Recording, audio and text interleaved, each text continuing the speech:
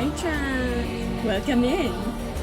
We are playing a game I have been waiting for like almost an entire year. I've been waiting, well no, it's been longer than an entire year. The original game, this is the sequel. This is the sequel to another game. That other game is like, God, how old is it now? Let me have a look. I can tell you when it came out, the first game. The first game for this series came out in 2023, when the original game came out.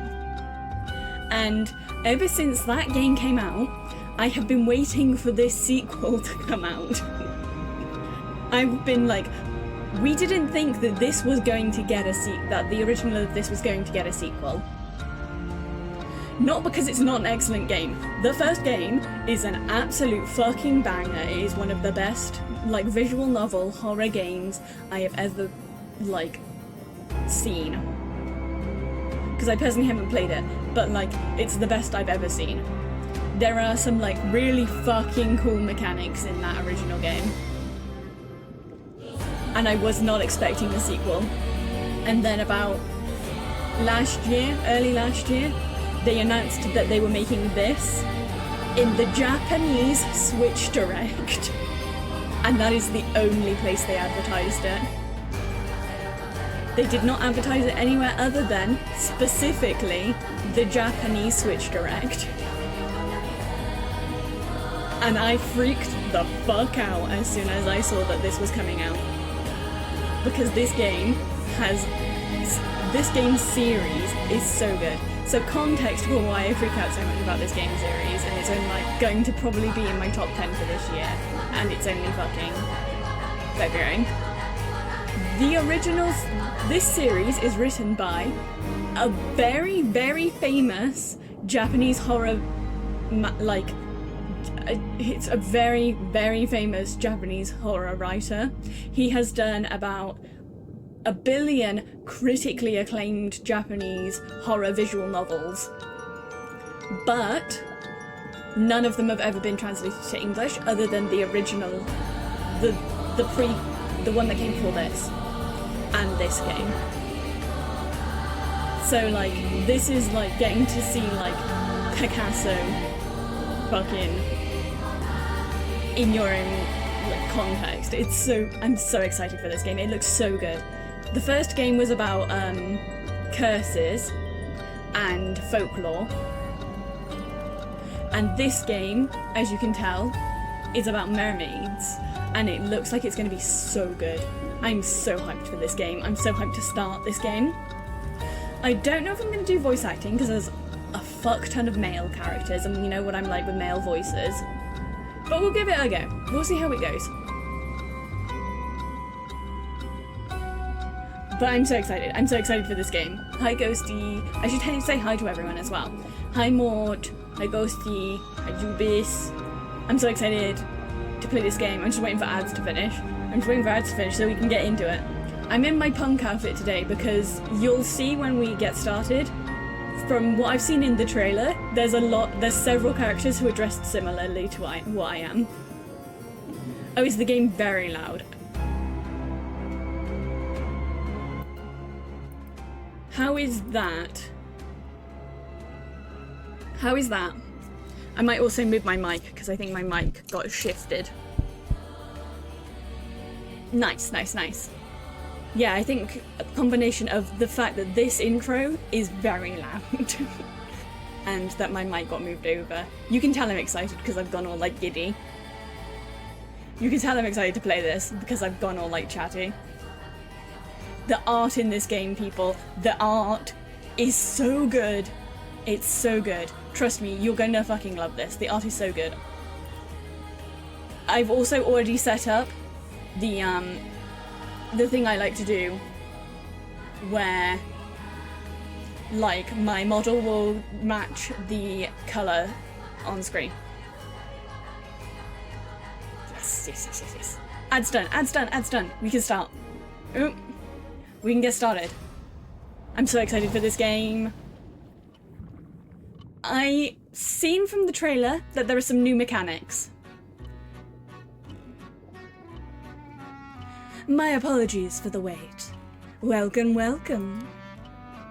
How wonderful it is to see you again. I am the storyteller, your guide to the world of the Paranormasight. Now then, I understand you might be keen to dive into our story, but there's some important matters I must address first. So please, bear with me a while longer. First, this game uses autosaves. The game will automatically save at regular intervals, so you may stop playing at any time. Next, please look at the upper right of the screen. This is the menu button. From here, you can check the text log, view files, and adjust your settings for auto mode. We will not be using auto mode. If we use auto mode, I won't be able to keep up. You can also adjust the volume and other game settings in the options menu. If you find that certain effects make the text difficult to read, you may turn them off. I recommend you check the brightness controls and other settings now before continuing. That is a good idea. That is a good idea. Everything, brightness looks good to me. I might just crank it up a little bit because I know compression makes things a little bit darker on your side.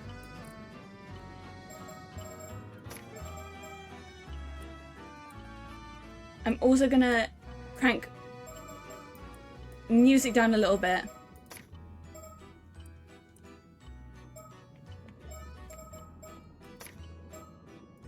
Other than that, it all looks good.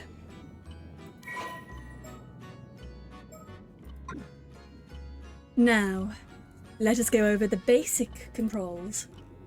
When the game is in your control, you may drag the screen to look at your surroundings. You will once again become able to move after this, so try taking a look behind you before turning back to me.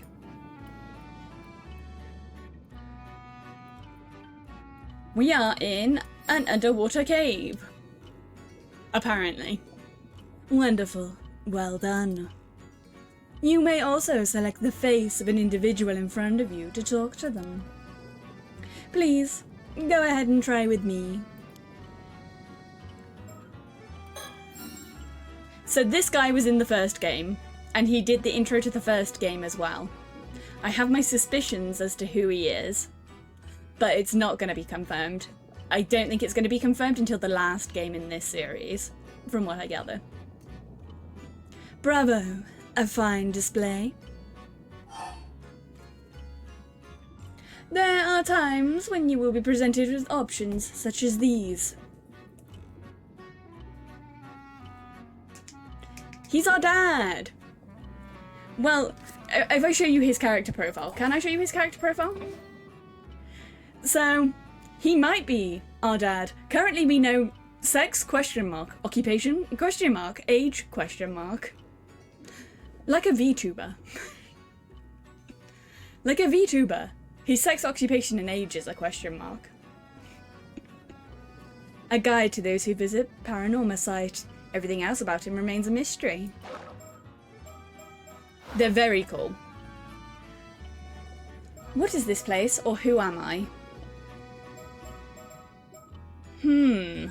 So, with most of these, you only get to ask one question. I may also remove Snare Me for this one. I think, who am I is more important a question. Oh, so you've forgotten who you are, have you? But there's no need for concern. It is for that reason I am here to guide you, after all. You may be confused at first, but continuing through the story should allow you to remember your true objective. Once you have seen everything an option has to offer, a checkmark will appear next to it, like so. What is this place? Do not fear. You will come to know where we are eventually. That is all my explanation of the basic controls. I will explain other essential functions when the time is right. Ah yes, there's one more thing I wish to confirm before we continue. As you may know, I previously served as a guide to a different tale in the world of Paranormasight, one concerning the 7 mysteries of Honjo. You wouldn't happen to be familiar with the events of that tale, would you? I wonder how much this is going to change, because I'm familiar. Chat probably won't be. This game... Chat, what do you reckon? Do you reckon I say I know about the last game? Or that I don't? I'm not sure how much this is going to change. I don't imagine a lot. I think it's more a question of whether they're going to include Easter eggs to the previous game or not. I'm going to go I am. I do know the previous game. Is that so? So we have met before then. You looked quite different during our previous encounter, so I failed to recognize you at first. My apologies. In that case, there is nothing I need to warn you about. Oh, that might also have been the thing that was going to give you trigger warnings, because the previous game had a lot of trigger warnings. For, like, ritual sacrifice, child death,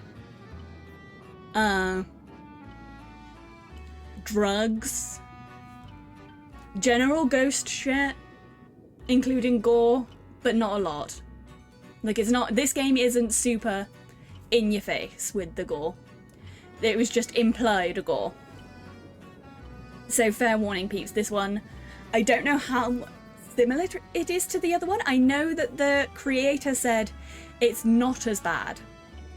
They toned down the horror a little bit, which is why we're starting with this one, so I can get a gist of how you guys feel about it before we play the first one. Because that one is worse. Well, I believe I have kept you waiting long enough. The tale you are about to experience concerns a number of legends passed down in Ise Bay, a stretch of the sea bordering the Mie Prefecture.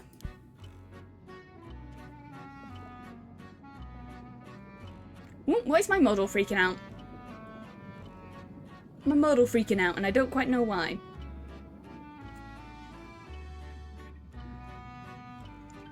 This game, so it's not really everything. Another game I was planning on playing potentially soon, that does have an everything trigger warning, but this one's not that bad. Specifically, there's legends involving mermaids. Yes, as the subtitle suggests, our subject this time is the wildly familiar mermaid.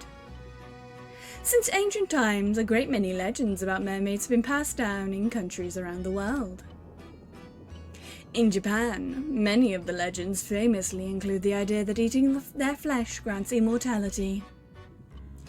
The tale of Yubukini, which continues to in such places as the Wakasa province, modern-day Fukichi prefecture, is perhaps the most well-known. These legends have spurred those with a yearning for immortality to seek out mermaids since ancient times. Of course, as I just mentioned, these are only some of many legends concerning mermaids that exist across the globe. Indeed, many have sought out mermaids simply due to fascination with their status as rare and mystical beings. They have also served as the inspiration for countless creative and artistic works throughout the ages. It would seem that mermaids possess a mysterious charm that has captivated the human heart for a myriad of reasons, irrespective of era or culture. Ah yes, the files added now should provide a general overview of the terms that came up in our conversation. I recommend giving them a read when you have the time. It may allow you to enjoy the story more deeply. So I'll explain this, I'll show this to you now. I'm probably not going to read all of these, because they tend to be lengthy, and it tends to be just a lot of background stuff that I know already. So like, this will just be on like explaining where this fictional part of Japan is. The mermaids one might be important to read though. A general term for a half-human, half-fish being. The first recorded appearance in Japan of a creature believed to be a mermaid was more than 13,000 or 1,300 years ago, in the Nihon Shoki Chronicles of Japan. I have that book on my bookcase next to me right now. At the time, the term mermaid was not yet in use, and most records are anecdotal reports of sightings of creatures resembling both a fish and a human in various places. In ancient Japan, as well as other parts of East Asia, depictions of mermaids often blurred the line between human and fish, frequently portraying them as grotesque monsters. The Middle Ages saw the spread of the legends of the Yaobukini throughout Japan, which claimed that eating mermaid flesh could grant eternal youth and longevity. In the early modern period, the image of mermaids diversified, attracting a wider public interest. Mermaid mummies were exhibited in sideshows and illustrations, and literature featuring mermaids became more common. It was also during this time that the depiction of mermaids as having the upper body of a human and the lower body of a fish became more widely recognised. No, you joke, Mort, but there is actually a yokai that is that. The, like, fish head, human leg. Like, Japan did all sorts of combinations of mermaid before the West sort of rocked up and changed things. And made it more like everyone agrees that it's human body, upper body, fish, lower body. Because in Japan, for a long time, a lot of depictions were fish head. Fish body, just with human face. Although the details vary from country to country, the most common depiction of mermaids in the West likely stems from the sirens of Greek mythology. Sea monsters that, over time, came to be represented as the familiar half-fish, half-human figures. These mermaids were thought to be more akin to spirits, or fairies in nature, enchanting those who encountered them with their beautiful feminine appearance and singing voices. Many records of mermaid sightings by sailors during the Age of Discovery have been preserved, and some theories suggest that mermaid sightings and their associated legends may in fact have originated from a sea mammal called a dugong. Nice. Nice. That's just mermaid context, so that might be important later. Words highlighted in pale blue usually indicate that there is a related entry in your files. Now then, allow me to introduce the primary setting of this tale. The majority of our story takes place on Kamishima, an isolated island in the waters of Ise Bay. This place is fictional. It doesn't exist in real life. You will experience the events through the eyes of a young resident of the island, one Yusa Minakuchi. If nothing else, please remember that. Well, I believe my initial explanation that it ends my initial explanation. Bon voyage, and do enjoy the tale.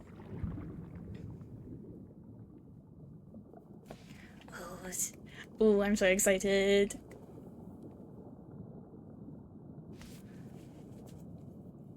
Honestly, these guys were living out in the ocean for a long time. That was basically the warning saying some of the locations and stuff aren't real. If you think they're real, you're wrong. Did you come to me, or did I go to you? I cannot recall whether it was a dream or reality. I cannot recall if I was asleep or awake. The Tales of Ise, Passage 69, Kari no Tsuki. Bring me the beautiful female, Duong. Sailors were weird. Sailors were weird. Okay, I might change the settings on my filters a bit, because I think...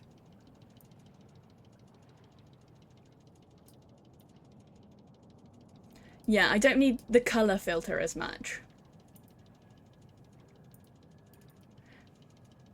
I feel like the colour filter's a bit much. Let me change some things here. Because we can be a bit blue, but not too blue.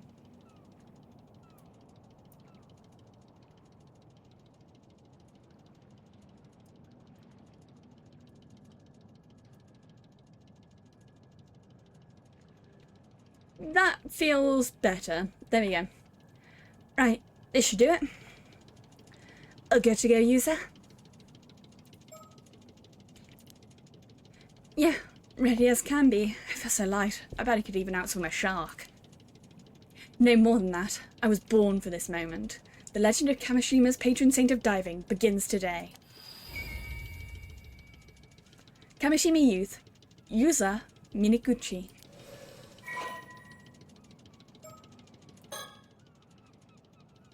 A young man born and raised in Kamishima. Although generally quiet and serious, he has an eccentric side that often sees him make jokes and wisecracks with a straight face, catching whoever he's talking to off guard. After losing his parents at the large-scale maritime accident 5 years ago, he was raised by his grandmother, a veteran ama diver, Tsuyu Minakuchi. He briefly found work as a seafood processing plant in Toba after graduating high school earlier in the year.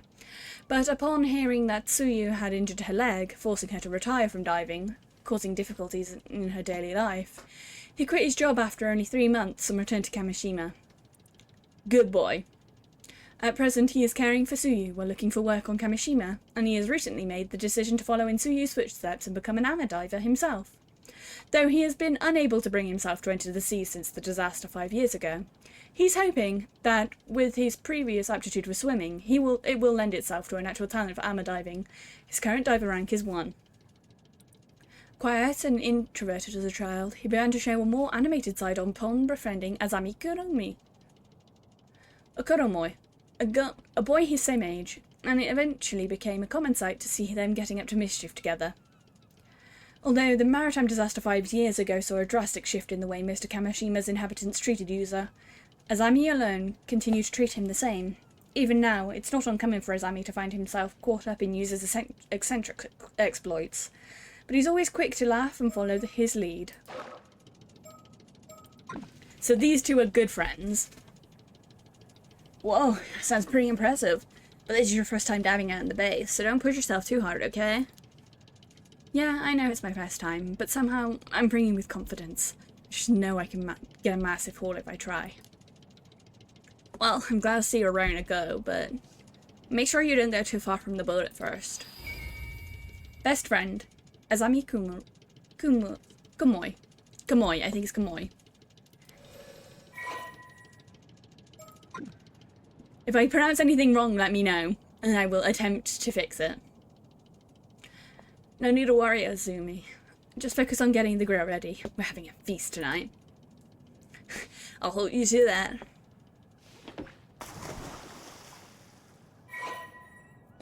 The diving minigame will now commence. Follow the instructions to get used to the controls, and press dive when you're ready. What you all say to me?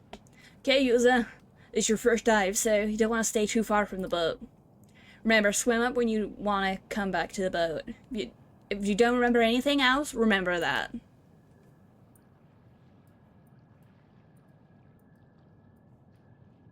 Anything else I could talk about? No? Okay.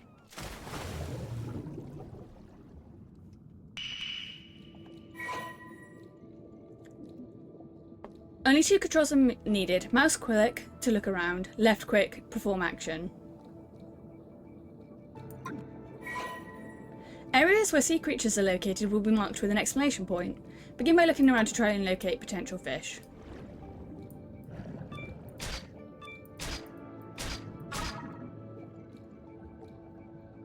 Okay.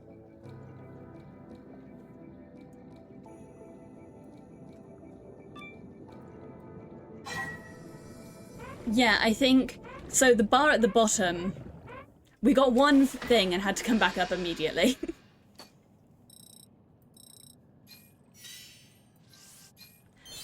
So, from what I know about ama divers, they are divers who don't use any equipment.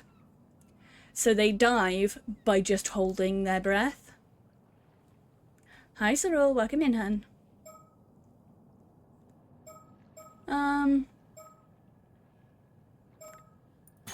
I think we need to increase diving first. No, I don't need the tutorial. I think I understand. Okay, looks like you're all warmed up. Let's go out a bit further so you can look for something bigger. The biggest catch you can get at this time of year are probably abalone. Snagging just one is something to be proud of. But remember, that sea creatures are living things. They'll change places every time you dive, so be careful.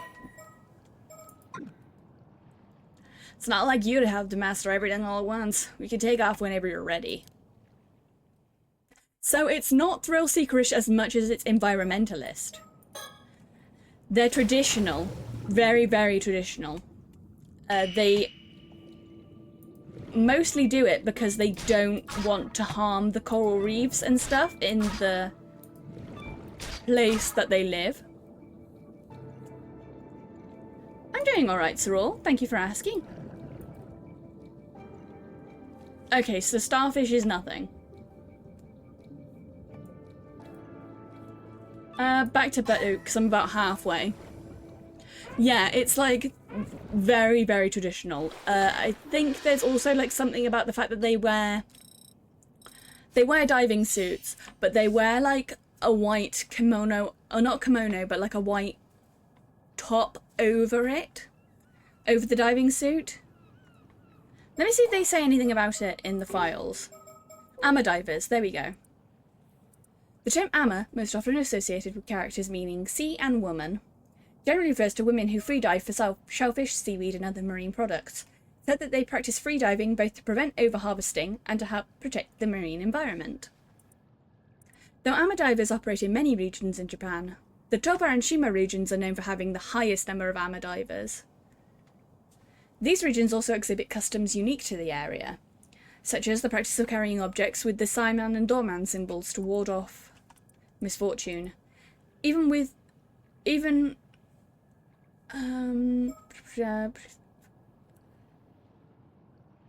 For example, the practice of wearing white attire over the wetsuit is common practice only in the Shima region.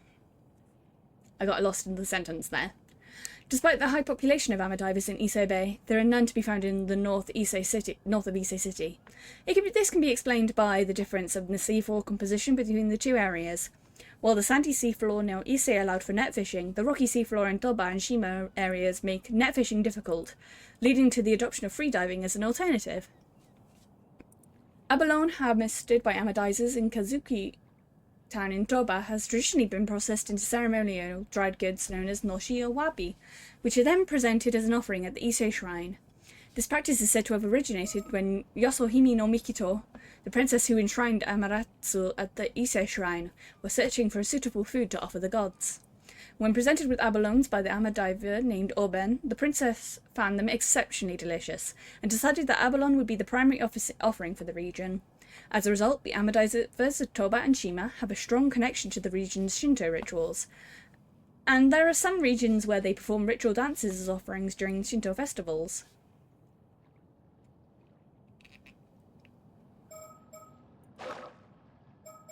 I've never had abalone, but I've heard it's good. It's like very expensive. Right, we dive.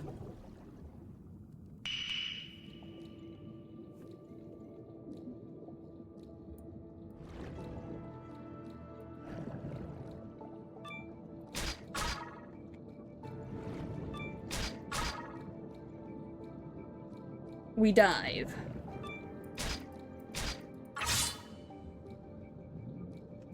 What this?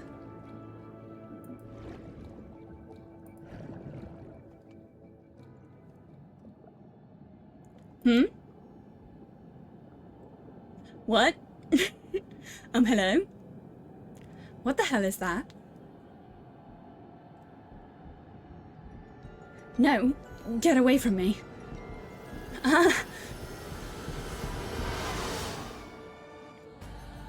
Square Enix presents Paranormasight, The Mermaid's Curse. Takanari Ishimura, Jen Kobayashi, Hitonori Irasaki,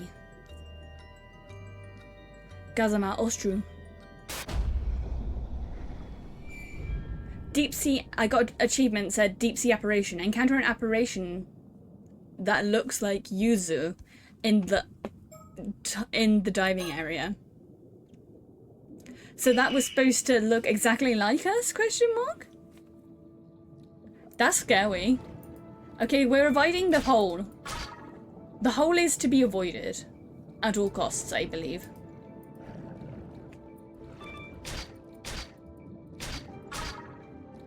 Like, I want to level up the swimming. But we should definitely avoid, like, that. For now, I guess.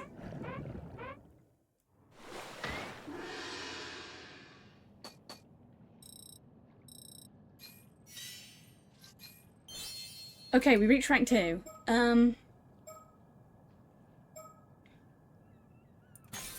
Swimming. Yeah, I think we're gonna go swimming too. I'm just gonna keep going until we've leveled up the boy fully, because I assume that's what they want from us. We're just also gonna avoid the hole at all costs.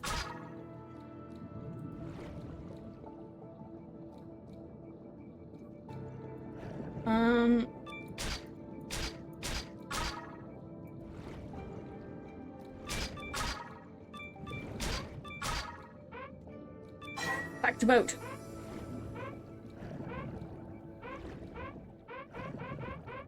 Okay, we made it. We just made it. We just made it. I thought I got 3 things.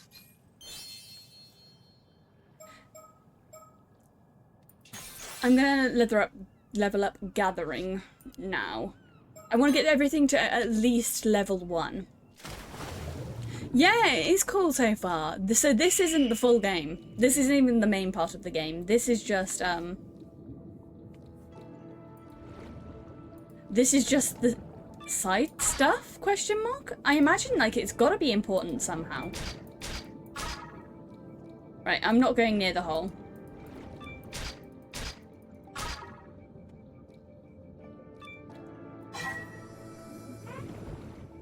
Yeah, this whole game has more to it than just this. This is just the intro fishing bit, I think.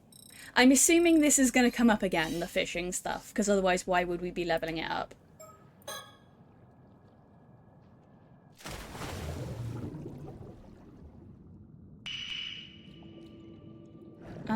This way?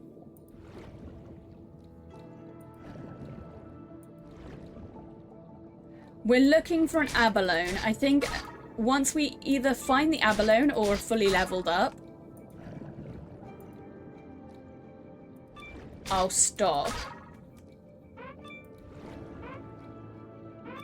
It does feel vaguely Danganronpa-y. I'll give you that.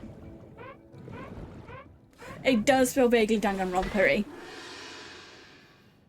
I think it's the mix of 3D and 2D.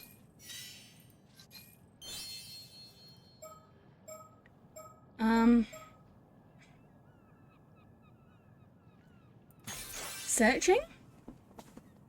Because, like, Danganronpa does that thing with the 3D and 2D stripe. The 3D environments, 2D characters, right? Okay, there's some stuff over here.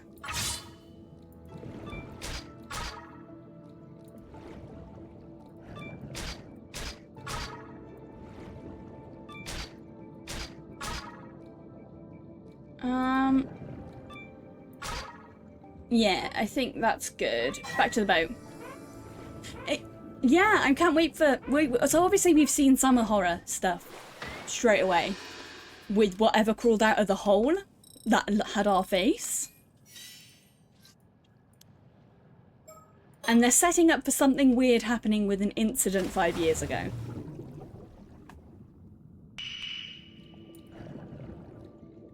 Like, the setup is strong so far.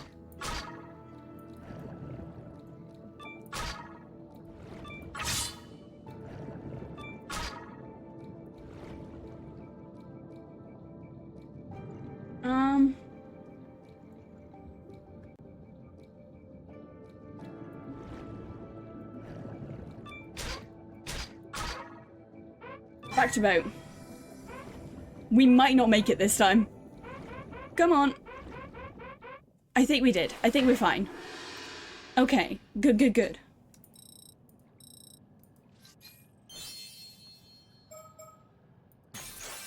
Did I eat any good food recently? That's a good question. I had chili tonight.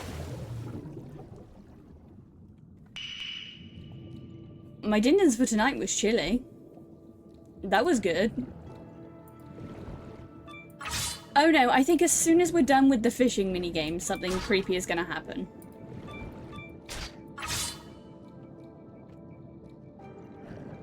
Because that first scare wasn't too bad.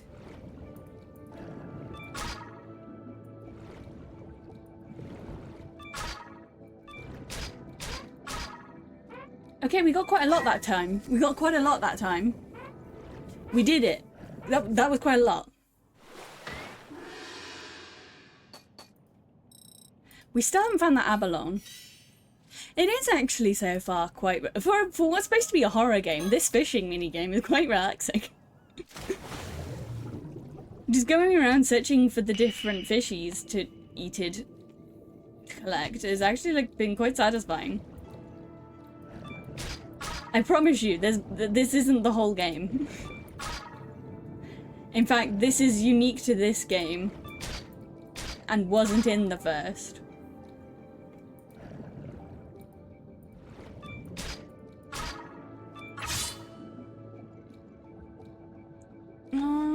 Anything close enough for me to just grab?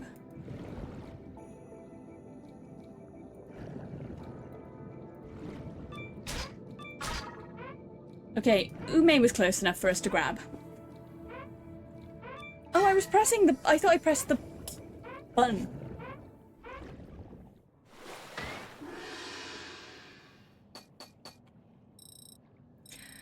Oh, I am bold. I am now bold, apparently.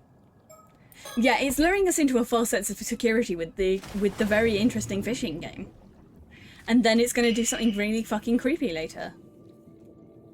Or introduce the supernatural stuff better.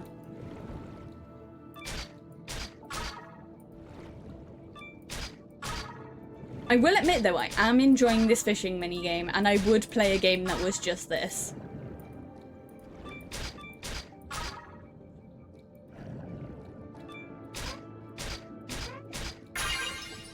I found it! I found the abalone! I did it!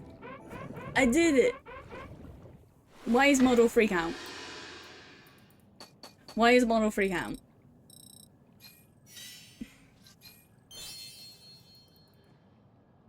VTube Studio? VTube Studio, have you crashed? Okay. No. I do not think it did crash. Weird. Weird, weird, weird, weird, weird.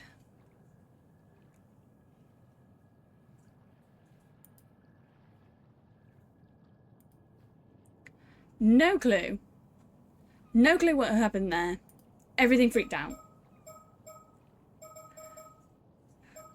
I'm gonna up gathering.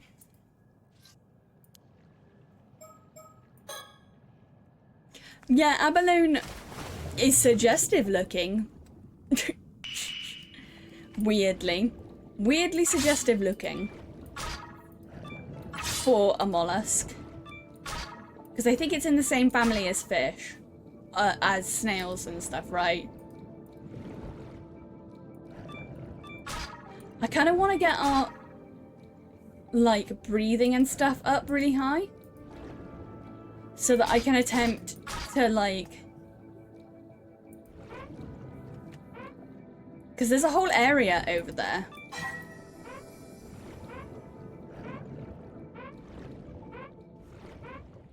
Yeah, they're mollusks.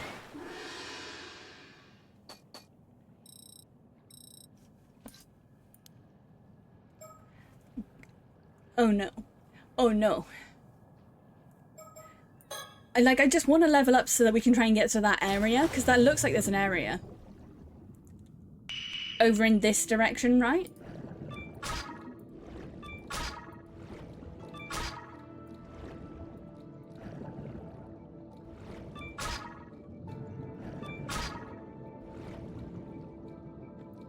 Like, there's something over here.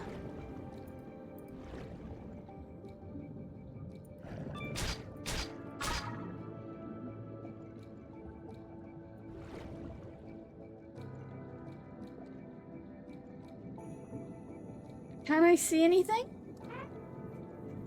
Oh, no.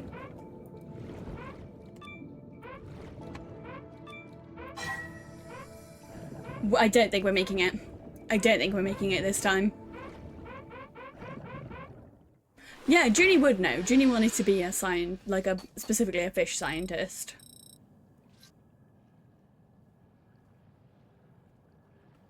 Okay, we're getting to the point where leveling up is becoming annoying.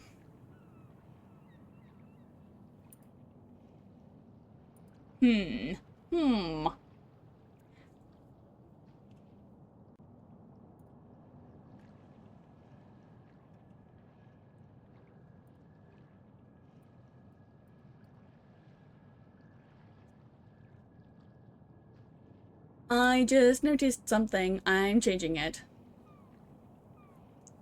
There you go. There we go. I have changed thing.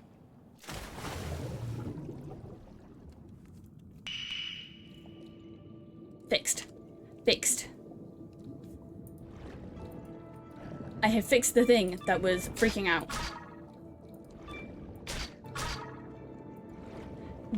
Have I ever been to I've never been to a Thai restaurant. They don't really have one anywhere near me.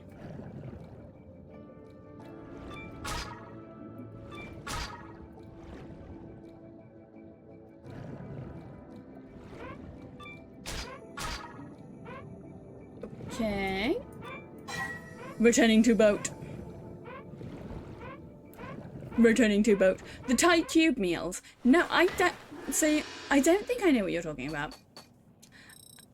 Normally I'd be like, normally when you mention something, I'm like, I understand. But this time I actually don't think I do.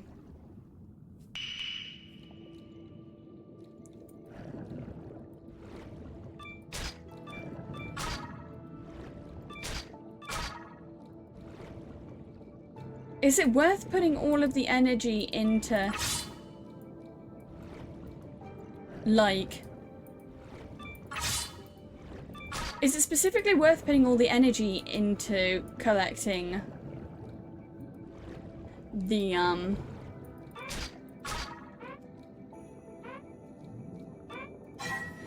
not entirely sure. Is it worth putting all the energy into just being underwater for longer? And speed? I think it might be worth it to just go for speed and being underwater longer.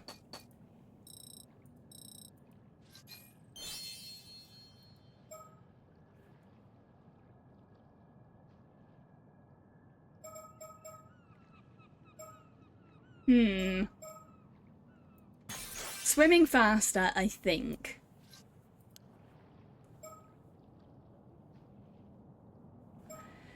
Let me see the gathering log. Am I missing anything? So we've got scallop, sea urchin, turban shell, abalone. We're missing one thing. I want to find that one thing before we leave, because this game does that stuff.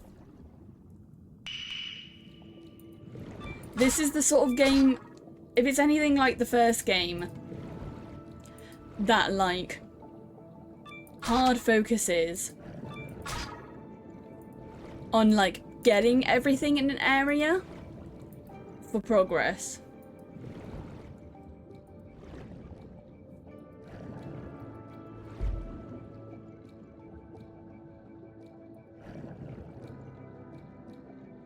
No. No.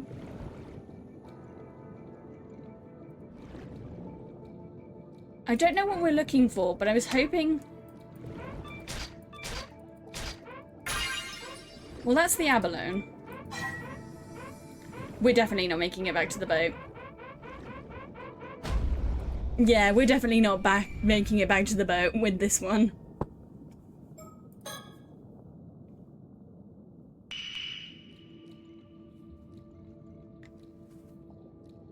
I wonder Where is... Well, we're not going over there because that's death. Maybe over here?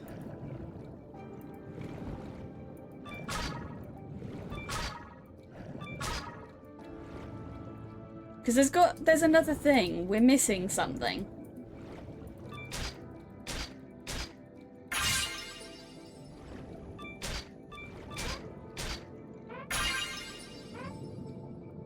Right, swim time. Return to boat. I started going in the wrong direction. Oh no. Hopefully, I think things like abalone actually level you up faster. They do, they're way more points. So I should be hard focusing on abalone and not really bothering with the little shells.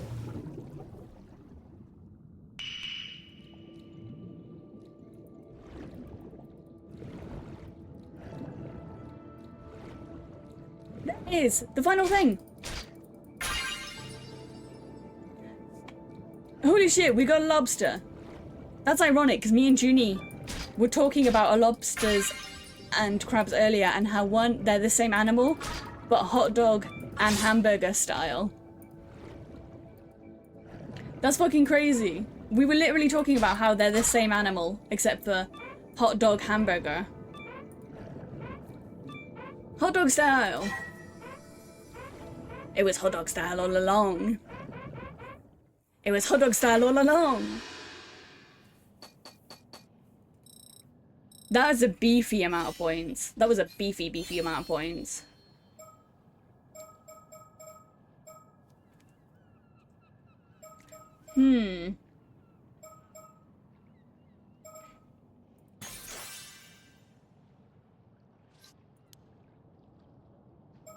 I think for now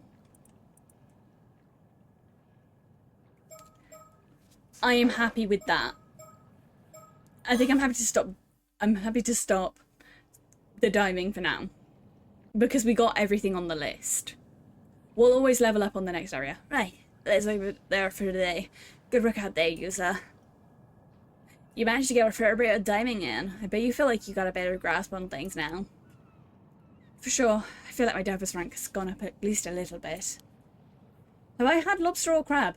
I've had both crab and lobster. I love seafood, so I've had a lot of different kinds of seafood. So, do you feel any different now? Did your body undergo any weird changes? No, I feel exactly the same. Nothing's changed. I'm the same old user I've always been. Guess we're a bit off the mark, huh? So, what do you want to do now? Should we call it a day? Talk about the whole. Azumi? Before we head back, could we talk for a bit?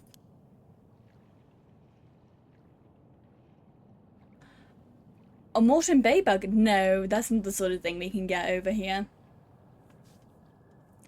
I imagine that's the sort of thing, like, that's really hard to get hold of in the UK. Because, like, we just have fuck all. Anything that we don't make ourselves, we, like, struggle to get hold of.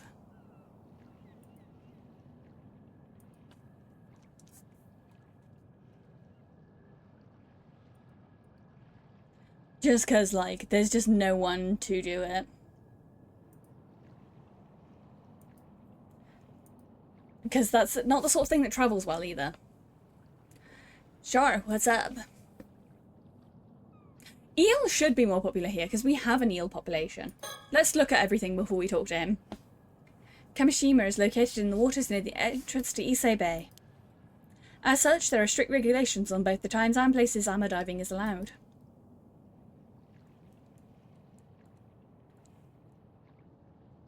There's the ocean. There's Kamishima. That island on the horizon is Kamishima, where I was born and raised.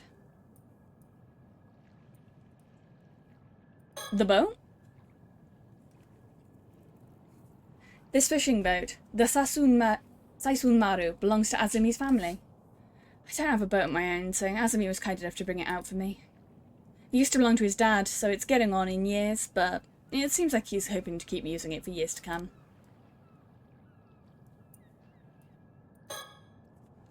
This is Karomoy, my best friend. I've known him since we were both kids growing up in Kamishima. I like eel sushi. I've had eel sushi before and that was really good.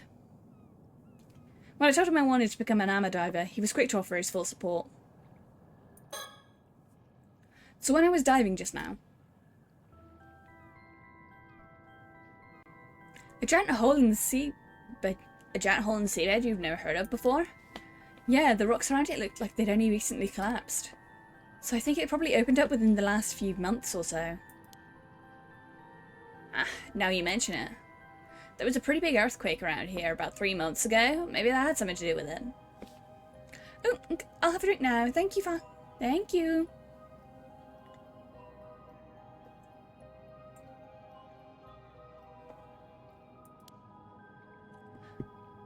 Oh, that's right. That would have been before I got back. Anyway, if you saw a giant hole in the seabed, you'd be curious about it, right? I sure would. Curious enough to try and take a look inside? Yeah, it'd be pretty dangerous, but I guess I might, yeah. Right, so I went closer to try and get a better look. Do you see anything? Well, I looked down into the hole. A ghost or something that looked just like me suddenly rose up from the depths. A ghost that looked like you? It swam towards me with its hand outstretched. It looked like it was trying to hand something to me. Or maybe it was trying to tell me something? Man. What did you do then? Did you take its hand? I did. I felt like I couldn't resist somehow. I guess even the patron saint of diving does foolish things sometimes. The only thing I was a patron of was carelessness and lack of proper vigilance. Sounds like there wasn't much that you could do about it, though. Hey, user. Thing you're into, do you think it could have been a Tomokuzuri? A Tomokuzuri?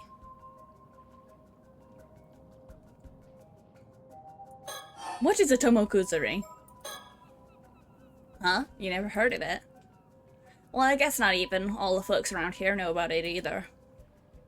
Yeah, it does sound familiar though. The Tomokuzuri is a sort of ghost story around these parts. Story goes that sometimes when diving, an ama diver will come across another version of themselves, an exact copy. That other version of them will be holding out something they want, like an abalone. Something they want. And when the diver reaches for it, the Tomokuzuri grabs them and drags them to the bottom of the sea. That's scary.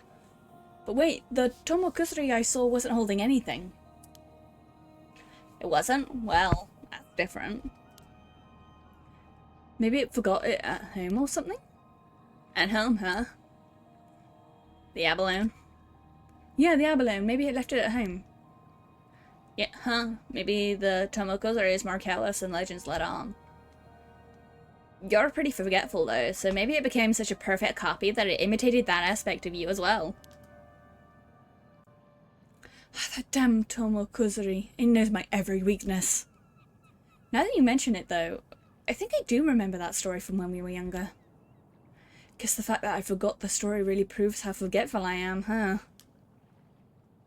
No worries, it was a while ago, you know.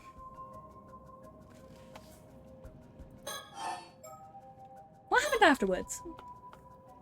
So, anything happened after you took its hand? I don't really remember. When I came to, I was back outside the hole. I thought maybe I'd blacked out due to lack of oxygen and that it'd been some sort of hallucination. I see, yeah, that's possible. But if that's the case, that means I stopped you to talk about it. That means I stopped you just to talk about some hallucination I saw, and that would be super embarrassing. Some people do say that Tomokuzuri legends have come about because of divers seeing things when they run out of air. But hey, it's no big deal. Even if it was a hallucination, the most important thing is that you're safe. Still, I can't help but wonder about a hole suddenly appearing like that. Yeah, it's pretty weird. By the way, do you know those symbols on your... Oh, by the way, you know those symbols on your diving gear? Symbols? Yeah, Simon and Doman. The Ama divers around here all have them somewhere on their outfits. Oh, this was my mum's gear, so I didn't know. People say those symbols work as a charm to protect divers from the Tomokuzuri. Interesting. But if I ran into a Tomokuzuri just now, wouldn't that mean the charm didn't work? Maybe, but it could be thanks to the charm that you made it back safely. The sea is a dangerous place, even without the Tomokuzuri. Things could have been even worse without the charm to protect you. I see, so without this charm, I really could have been attacked by a shark. Glad I have it then. Seriously, a shark would have been no laughing matter. Okay. Hey, Azumi, about the Tomokuzuri just now. Yeah? Do you think it has anything to do with what we're looking into? Unlocked past recollection chapter. Yuza Nakuchi. Something I want to do. Yeah, he is a good friend. Hello. My apologies for the interruption. I would like to take this chance to inform you about the unique ability of yours. The recollection feature. But to make things clear, I must tell you about the story chart. From here on, you will return to this screen, the story chart, at breaks in the story. You see, the story you will witness will not necessarily unfold in chronological order. This screen will allow you to see where each chapter lies in the grand scheme of things, as well as select where you wish to proceed next. The icon for the chapter is not, if the icon for the chapter is not dim, that indicates it's not fully been completed. Generally speaking, immediately a chapter will unlock the chapter immediately after it. However, there will occasionally be times when the recollection button will appear during the story, as you experienced just now. Pressing this button will allow you to delve into the memory invoked by certain words in the text, which will, in turn, unlock a new chapter, a past recollection chapter, for you to experience a most remarkable ability, is it not? Once you have unlocked each chapter, it will become available in the story chart for you to peruse as you wish.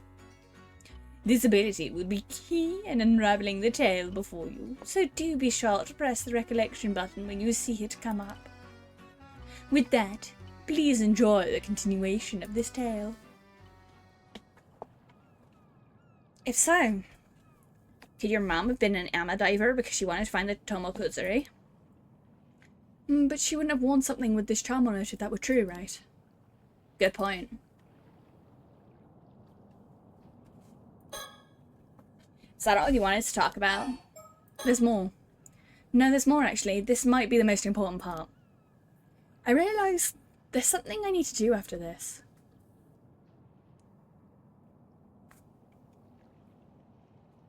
Oh, posture check. Thank you.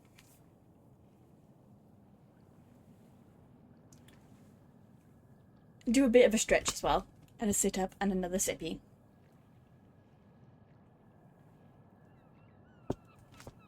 I realise there's something I need to do after this, something really important.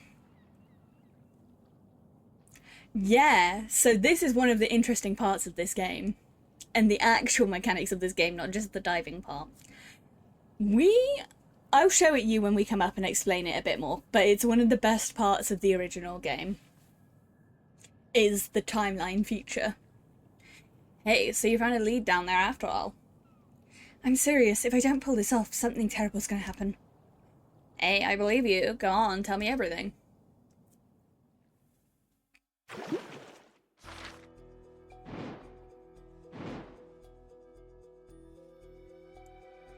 And so we don't hear what's going on. So I think, for context reasons, we should go to the past events.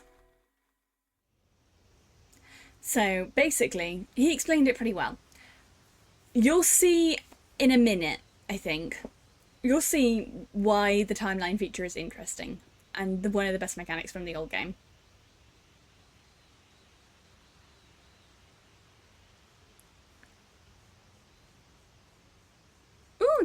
pets. I see, I see. If you say you want to be an armor diver, then of course you got my full support. But something tells me you're not just doing this for Suyu. People are bound to talk if you become an armor diver here. You must have some other reason, one big enough to risk everyone running their mouths. I knew I couldn't hide anything from you. As with me. Heh, wouldn't even take me 0.2 seconds to see through your one of your lies. So what's up? Tell me everything.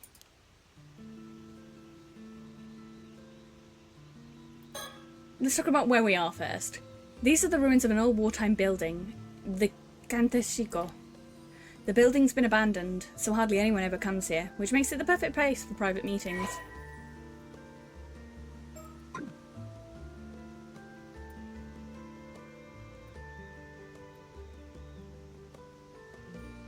No.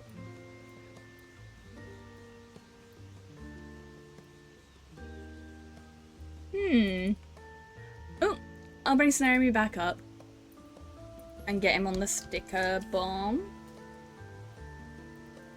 Snaremy.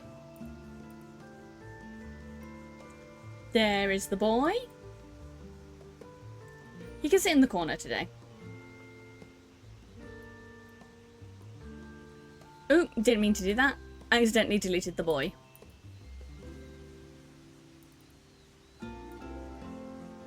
Okay, he can sit in this corner. Actually, maybe here. Yeah, I like that actually better.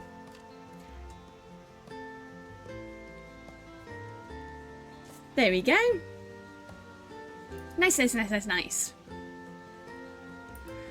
So, we don't know why they'd be talking right now. I'm assuming it's something to do with the accident, but it could also be because armor diver's a female. Like the thing said. Even though he's got a lot on his plate, Asumi agreed to meet up the moment I said something. He's been looking out for me ever since I came back. I couldn't ask for a better friend. Hey, Asumi. What I'm about to say is gonna sound pretty crazy. Do you want to hear it? Sure, bring it on. Thanks, I'll come round and say it then. I'm looking for a mermaid. I need to find one by tomorrow. Oh, a mermaid, huh? By tomorrow? Well, that's gonna be tough. I'm being serious. In fact, I've never been more serious. I really do have to find a mermaid by tomorrow. I can tell you're not joking by the look on your face. You've got some sort of reason for saying this, right? Go on. I'm listening. Thanks, Asumi.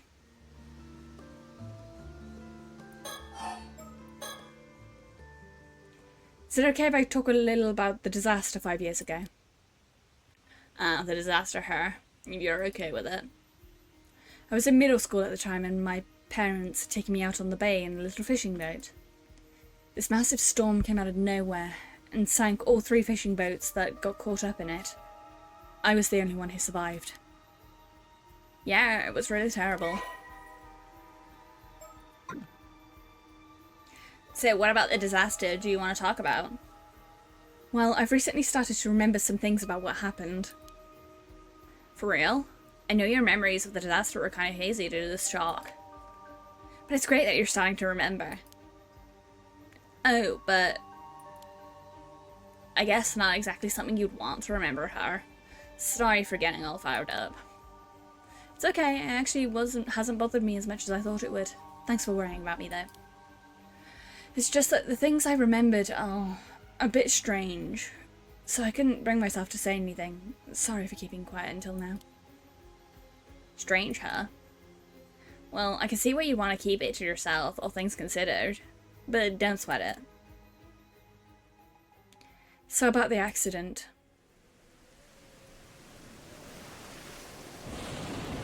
When we ran into the storm, our boat got caught in a whirlpool and started to sink. My parents gave me a lifebuoy and lowered me into the water. They were frantic. I was too stunned to do anything but go along with what was happening. I can imagine, it must have been really scary. The waves were knocking me around, so it took everything I had to hold on to the buoy. In the end, I watched as the boat was swallowed by the water. I couldn't do anything else. There wasn't anything you could have done. It wasn't your fault, user. But right after that, a huge wave came crashing down on me and dragged me down into the depths of the sea, life buoy and all. Huh? You got pulled under, but I thought... Yeah, up until now I thought I managed to miraculously stay afloat until I was rescued. But I remember now. I was pulled down underneath the waves. I remember being caught in a current and tossed around underwater. I couldn't breathe, so I was so sure I was going to die there. And then someone grabbed me. Or grabbed my hand. Wait, are you saying what I think you're saying? I was barely conscious at that point, so it's not like I saw them clearly or anything. But I'm certain someone was there with me. Somebody grabbed hold of me and pulled me to safety. And for what I remember... You're saying they were a mermaid? Exactly. So you were saved by a mermaid? I'm sure of it. It looked exactly like what first comes to mind when you hear the word mermaid. A real mermaid, huh? But it was really extreme situation, so it's entirely sure I was just seeing things. Which would mean I called you out here just to talk to you about some hallucination I had. And if that's the case, I'm going to be super embarrassed. I mean, you're standing here talking to me now, right? So you must have gotten out of that situation somehow. And I can't imagine any normal person being able to stay afloat in a storm like that, let alone managing to save someone.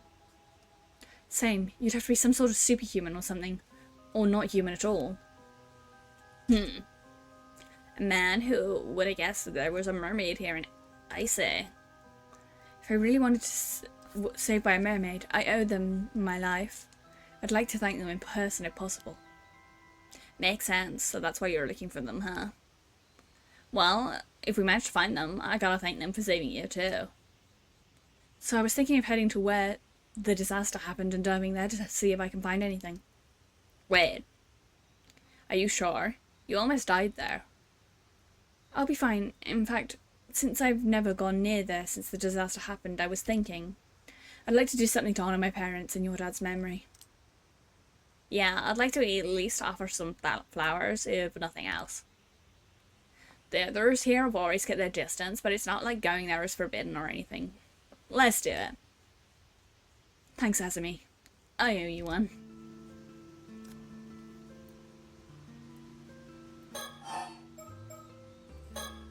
Okay, so what leads we got? There's no guarantee the mermaid will still be around here, right?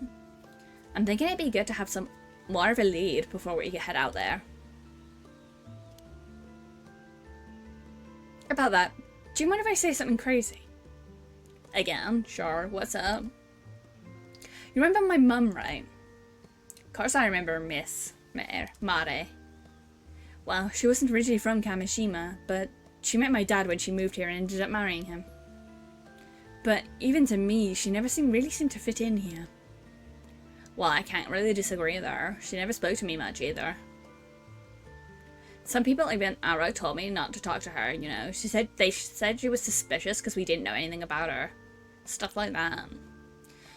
I guess it's understandable. She didn't really involve herself in the community activities and almost never participated in local events. Felt like she was always keeping her distance from the other islanders, somehow. 20 years here and she was still considered an outsider. Yeah, I never knew how to bring it up to you, but I always kind of wondered. Was there any sort of reason for that? Not as far as I know. Dad and Gran never seemed to mind, so I figured that's just how she was. Looking back at things now, it's pretty weird.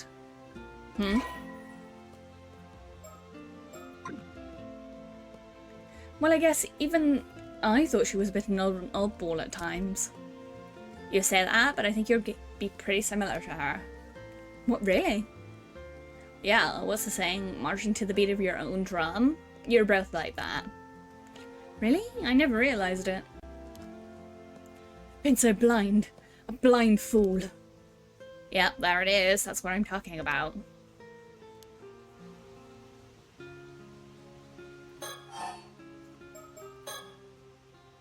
Well, why'd you bring up your mom all of a sudden?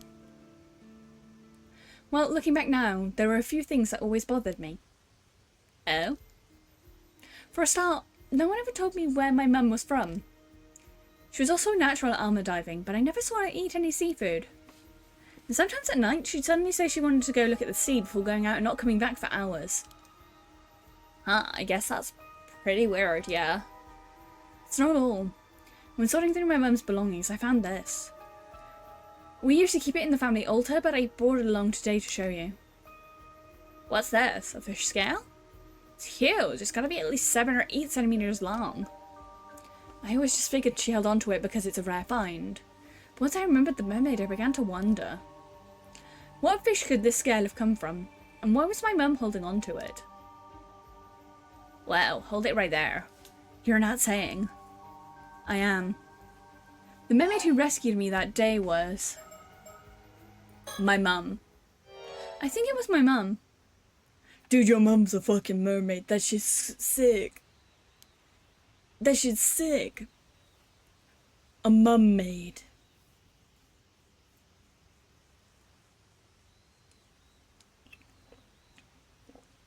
Your mother is a mermaid. Your mother is part fish. What do you think? I don't know. It's pretty out there. Could that even be possible? So your theory is that your mom used to be a mermaid, but she became human so she could live among us. Yeah, but she turned back into a mermaid when the disaster happened and wasn't able to come back afterwards. How's that sound? I don't know. After hearing your story, I can't just dismiss it out of hand either. That's really the case. My mum really is still out there at the sea somewhere, even in a different form. I was thinking it'd be nice if I could see her again. Oh, thank you for the follow. Might be because they're still treated as missing instead of dead, but... still hasn't really sunk in that my parents are gone. I know what you mean. Sometimes it feels like my pops is just gonna show up at home like nothing happened. Even though if your mom's alive, I guess it'd be hard for her to show up if she was back in mermaid form now. My mum really does have some sort of connection to mermaids. Maybe that's the reason she never really fit in here. It might help clear up any mistaken impressions the others have of her. Anyway, I see. So you think they're trying out armor diving, like your mum did? You might better find something out.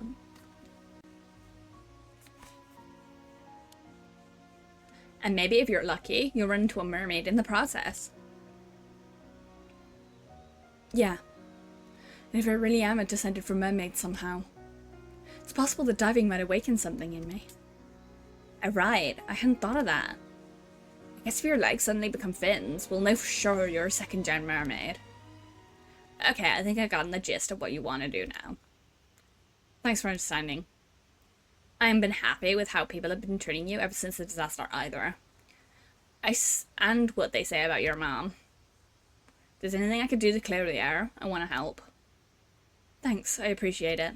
He's such a good friend. He's such a good friend. Everyone should have a friend like Azumi. Everyone should have a friend like Azumi. Azumi's too good.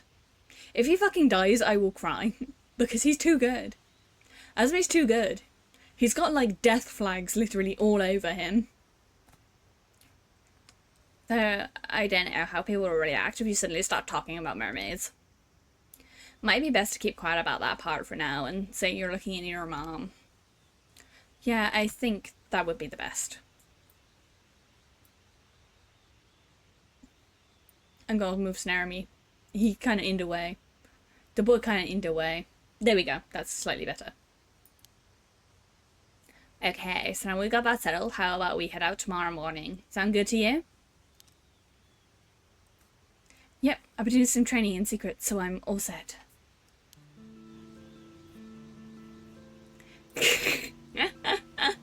So that's why I have webbed feet. That explains a lot. I don't think our boy has webbed feet. I don't think our boy... I'm moving him up back here, actually. He can sit on my head today. Just because I'm worried about finding a place for Snarmy where he's not going to be in the way.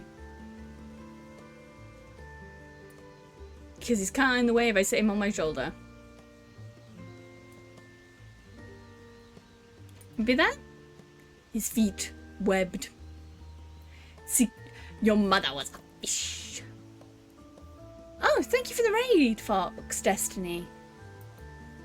Hi raiders, I'm Pigeon Wishes, your resident Pigeon Fae from the UK.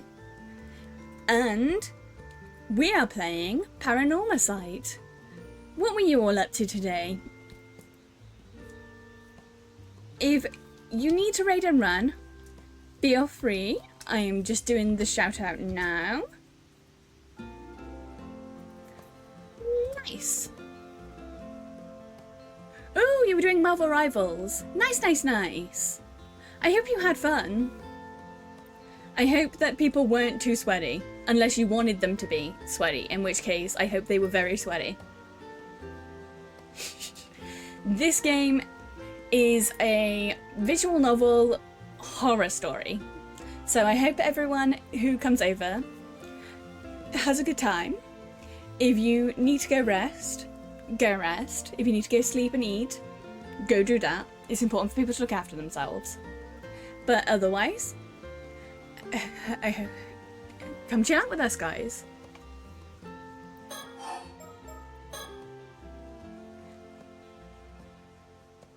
Still having to find a mermaid by tomorrow is pretty sudden. What's up with the tight deadline? Well, sorry, I can't say right now. Even if I manage to find one, I'll explain everything, I promise. Well, as long as you tell me later, it's all good. Oh, here's an idea. Oh, thank you for the pats. If you're in that much of a rush, why not talk to Sakusa and Seto? Maybe they'll be able to help out. I wonder, it would be nice to have some more help. But would they even believe me? The whole thing is pretty crazy after all.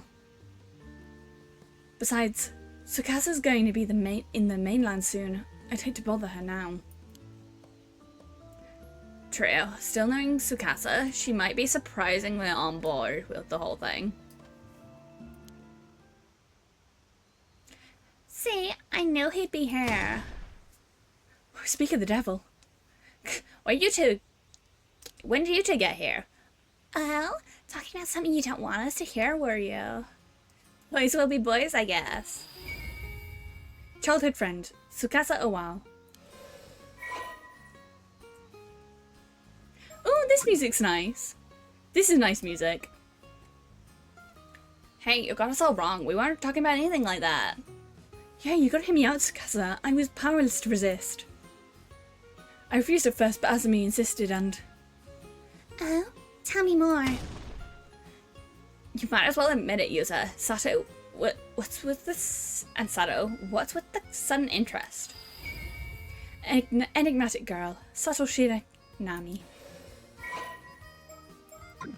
She's pretty. Actually, I like both of these characters' designs. I like both of these people. Oh, posture check.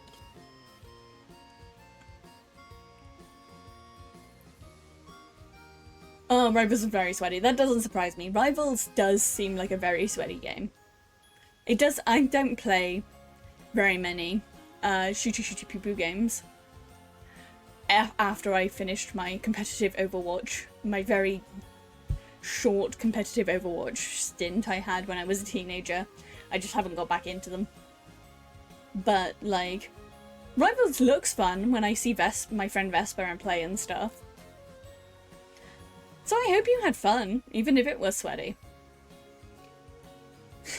Let's calm down, okay? It's not like we were having a particularly normal conversation. Yeah, shh. I still haven't decided what voice I'm doing for her. I just did like 5 different voices for her. Yeah, sure, anyway?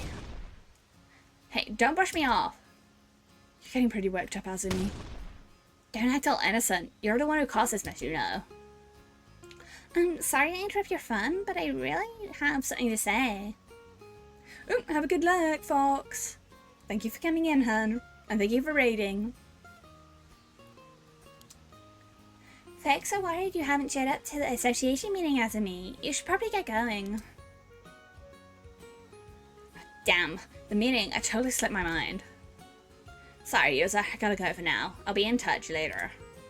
No problem. Thanks for coming even though you're so busy. I guess we'll be on our way too then.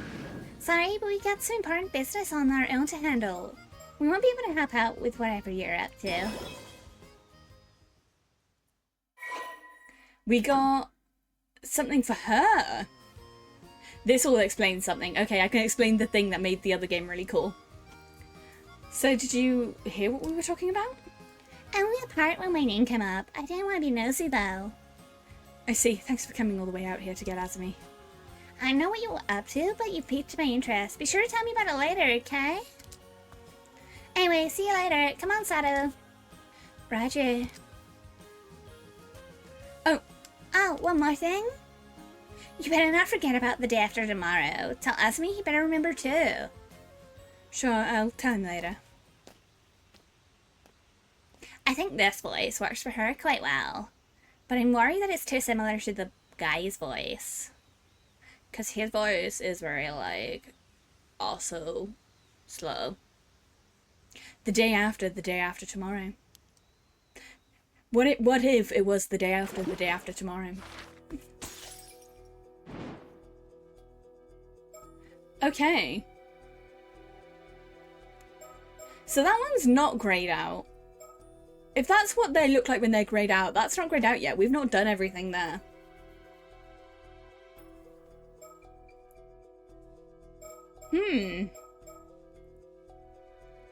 Do we want to look at the stuff from Sato's perspective? So this is what made the old game cool. For those who don't, I mean, I won't spoiler it too much because the old game is worth watching.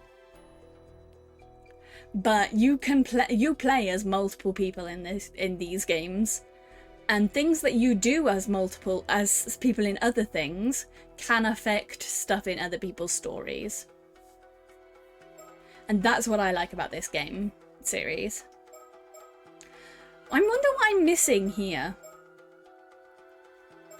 Do we want to continue with the user's perspective or go to Sato's perspective?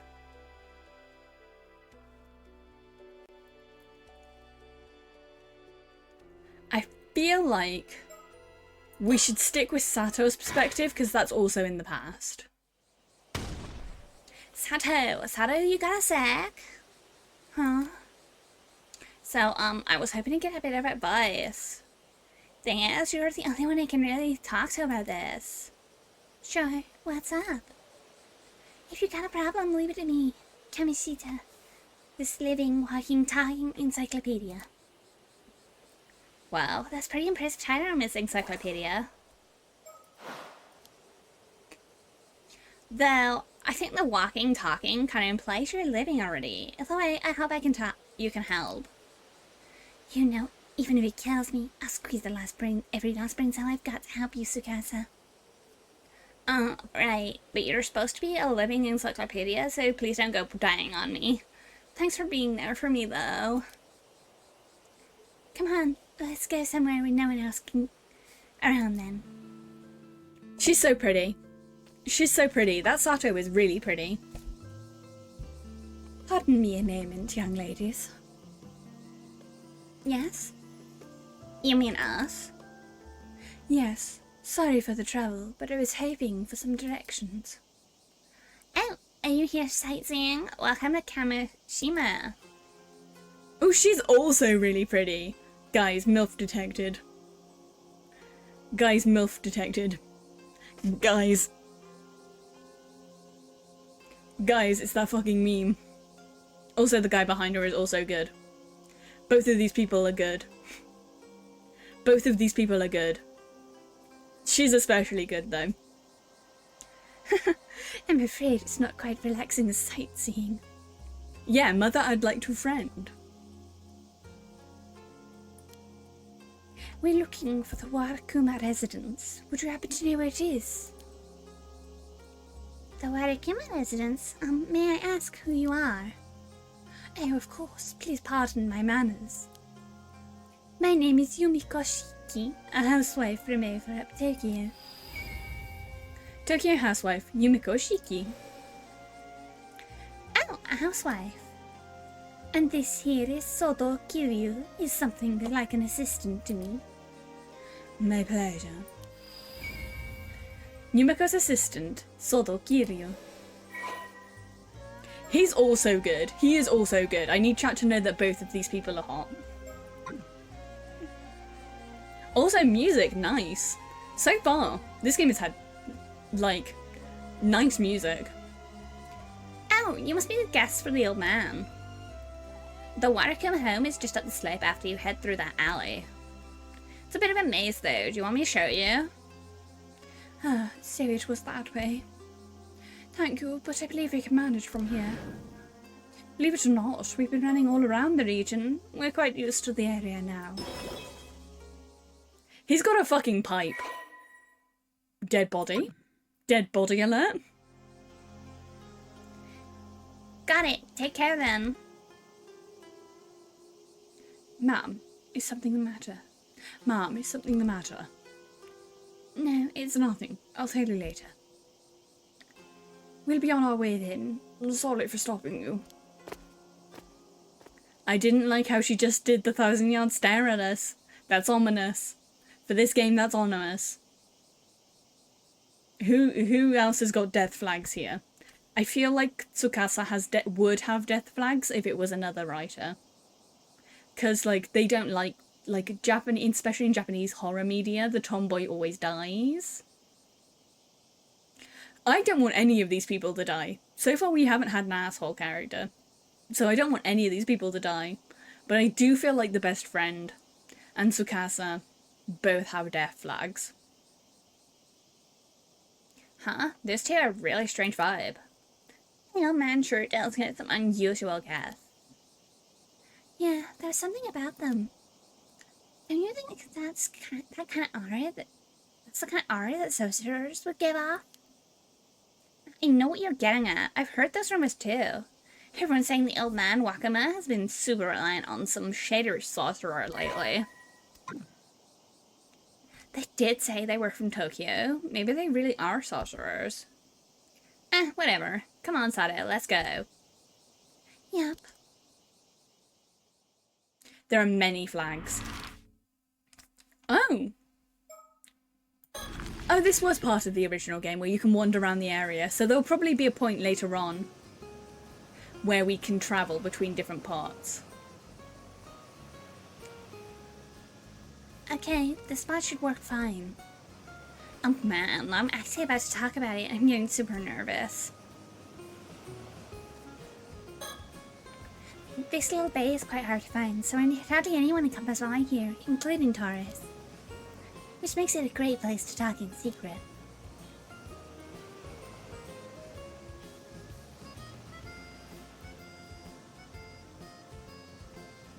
Just looking, check that there's nothing hidden.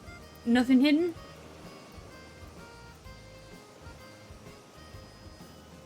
No, I can't see anything. Okay, Tsukasa. Let's look at Tsukasa. Now that we hear her talk, she suddenly looks like she can't get the words out. Maybe I should be the one to nudge and ask first on my side.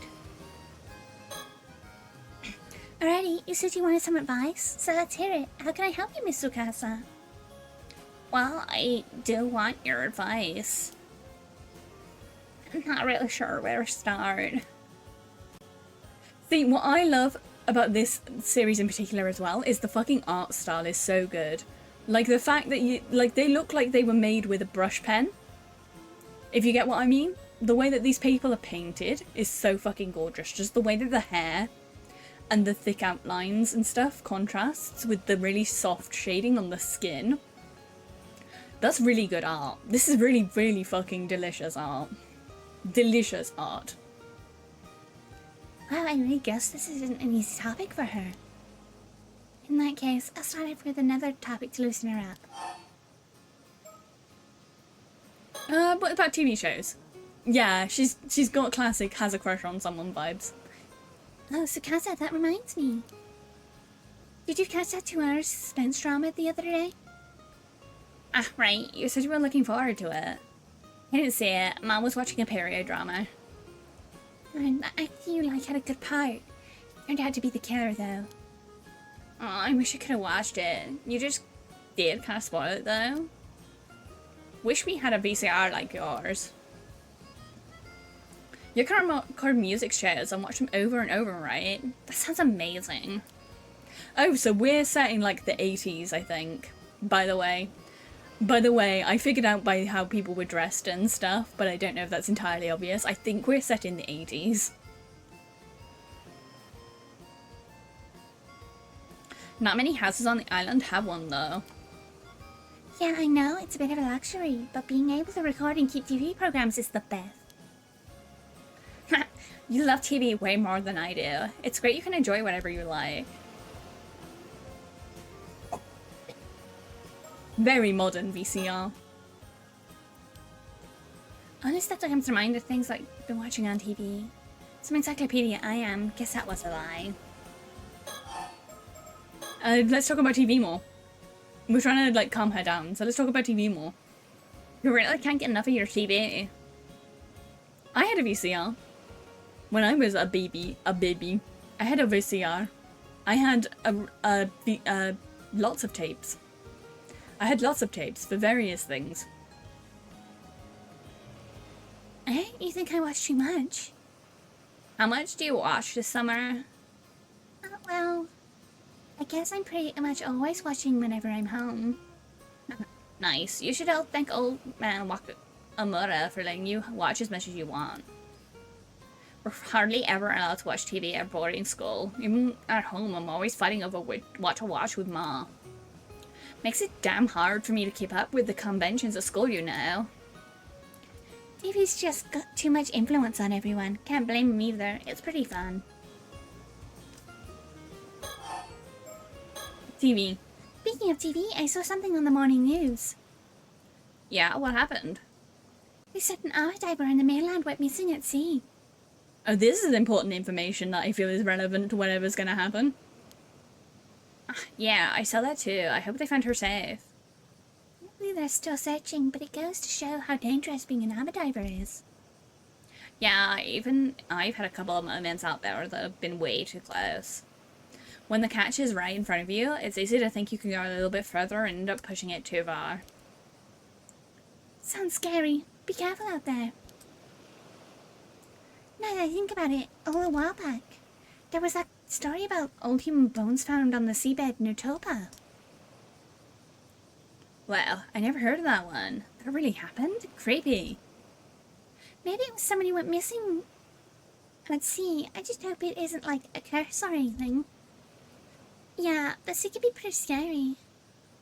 The old Ama grannies always told us, we islanders live with the sea. Never forget how fearsome it can be. That's why the army divers wear charms and mind the proper rites, right? Yeah, gratitude, manners, and restraint towards the sea are never to be forgotten. That's the first thing they teach you when you start diving. We can still talk about TV shows. You know, Sato, compared to when you first arrived on the island, you really brightened up. Maybe thanks to all the TV. Were they really like gloomy before? Yeah, up until about a month ago, I felt like we were a little cloud hung over your head, over you whenever you spoke. It was like you were kind of depressed all the time, like nothing in the world really mattered to you.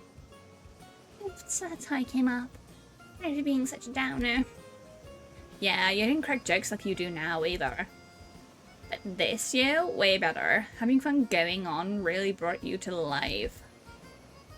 Makes sense. I try to keep up the positivity. Okay, we've finished talking about TV. I guess you'll be heading back to the mainland soon now that Obano holidays are over. Yeah, I head back to my boarding school in 3 days, so I've only got until the day after tomorrow to take it easy here. Right, time sure flew by. I'm really gonna miss you. Me too. Only 2 days left, huh? 2 days. Oh, what am I gonna do? Huh? I guess whatever she wants advice on is time sensitive.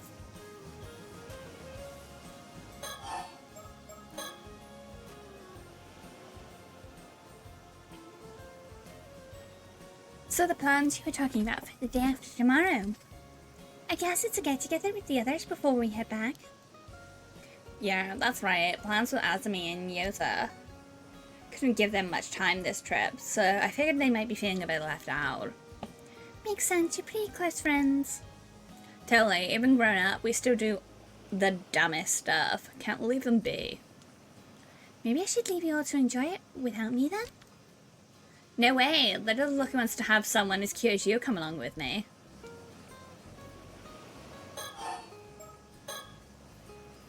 Man, I can't believe my summer break's already coming to an end. Yeah, it's kind of sad. Okay, we can. What do you want advice on? Okay, I'm ready. I'll just say it. Go ahead. So the thing is, I think I like someone. Right, go on. Well, hardly get to see each other anymore soon. I want to tell him now how I feel while I'm still on the island. Makes sense. I'll help however I can.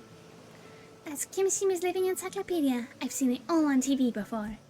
I probably know a thing or two that can help, for sure.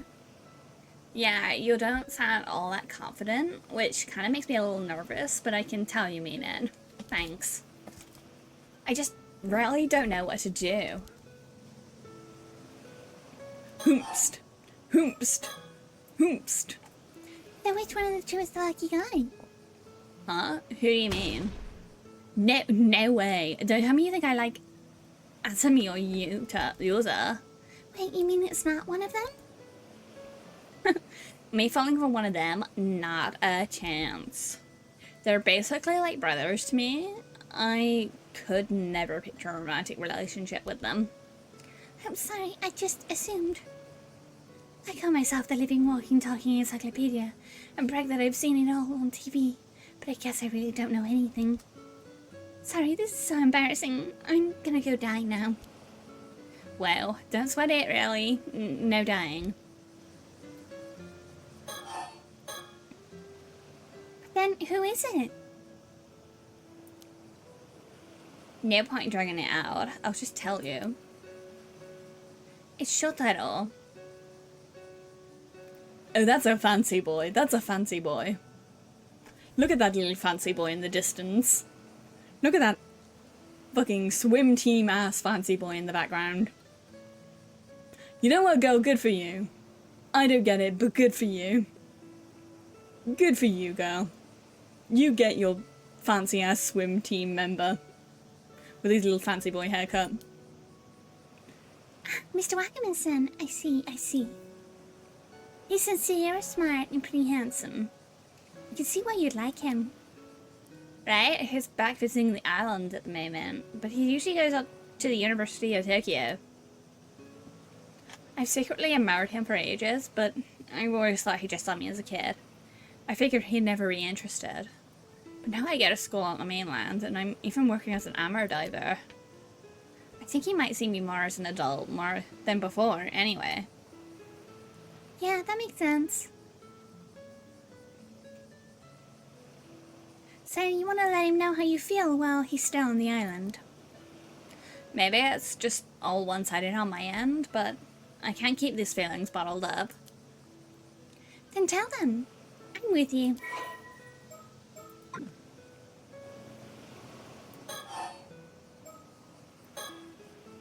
I want to tell Shotaro how I feel by the day after tomorrow. What do you think I should do? You're staying with the Wakamas right now, right? No, anything that might help? Oh, I'm afraid Miss Encyclopedia might not have that kind of info. You don't have much info at all, do you? I mean, he's honestly not home most of the time. There's a lot I don't know about him. Feels like he's always got something checking in on folks all over the island. Like, I don't suppose you know if he has a girlfriend in Tokyo or anything. I'm afraid I'm not sure. Tokyo's packed with beautiful girls, right? Like, a guy like him won't be left alone for long. Well, from what I've seen, I haven't noticed he keeping in touch with anyone. But then, what about what he likes? Something he'd be happy to get? You think? Sorry, nothing's coming to mind at all. I really may as well just go die somewhere. Come on, don't say that. Thinking it through with me is more than enough. You gotta stop choking out dying like that. See? That's what makes me think that Sato isn't going to die. If any of the characters are going to die, it's not going to be Sato because she keeps joking about how she's going to die. Unless the fucking writer is like, gotcha, bitch. It is the character that jokes about wanting to die all the time. Oh, Tsukasa, how about this? I'm pretty sure we can ask Shoto to meet up somewhere. I'll do that for now, and we can plan there. How does that sound? Sounds good. Thanks so much, Sato.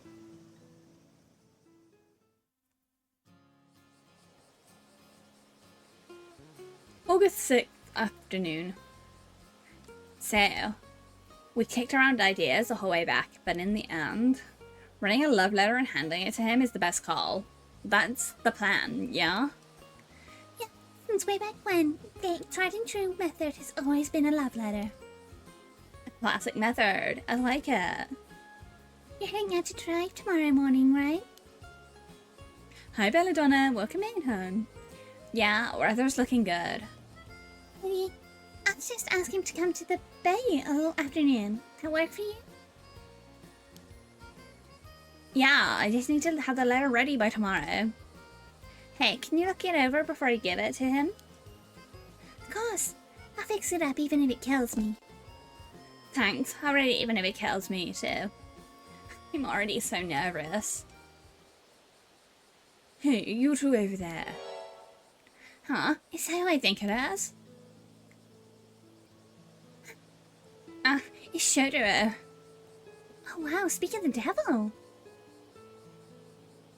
So Belladonna, they're not popular girls as in that sense. They're popular as in like they're good friends with everyone. But I don't think that they're like cliquey, from what I can gather. We're on a very small isolated island at the moment in the game. And they're also main characters. From what I can gather, there's 4 main characters and those 2 are the other 2 main characters. So, this game is called Paranormasight, the Mermaid's Curse. Yeah, they're not mean girls as in the movie Mean Girls. They're like, they are popular, but they're not mean. They're like country girls. But they're like country girls as in like coastal country girls. They live on a little island that's main like everything is about armor diving, which is where you scuba dive for like materials, but you don't have any equipment. So like it's that kind of town. Everyone knows everyone kind of town, because you're literally on a little island. We are looking for mermaids. That's the whole plot, is to do with mermaids in lots of different ways. Oh wow, speak of the devil. Hey, sorry to interrupt. No, that's the other guy's voice. I need to decide how I'm going to do this guy's voice. Eat the mermaid is a possibility. It's been brought up. You could eat the mermaid, you could befriend the mermaid could be your mum. There's lots of options at the moment. We only really just started. This is still kind of the intro, getting to know everyone. You could eat the mermaid. The mermaid could also be your mum. It could be a dugong. It could be a monkey sewn to a fish. It could be a monkey mummy sewed to a fish. There are many things that the mermaid could be. Oh, no. Mort is correct. Eating the mermaid could make you immortal. That is, in fact, a mythology that is being brought up in the game. Eating mermaid flesh could make you immortal. It could insta-kill you. There are many things that you could do with mermaid currently. He's totally gliding as usual. Something wrong? Have you seen Azumi? He didn't show up to the association meeting. I haven't seen him today. I think I know where he is. I'll go get him. Oh, so you do. I know who count on you, Tsukasa. I'll let you handle it then. Sure, no problem. That's who she has a big old crush on him, and they were kind of brainstorming how she can tell him that she has a big old crush on him. Oh man, you call me by my name. I fired up right now. Let's do this. Yeah, let's. First off, let's find those two. They're at the Kyokushiko ruins. Let's go, Sato. Right behind you. So far, there isn't anyone that's actually been a bad guy. Everyone's been nice. Oh! We can play as the MILF. Okay, do we want to do that? I'm tempted to do all the past stuff first, get everyone to the same point in time. Yomoshiki and Sodokiryo head to the coast of Fujigara after receiving a report about a strange corpse found floating there. Yeah, I think we're going to do this one. August 7th, morning.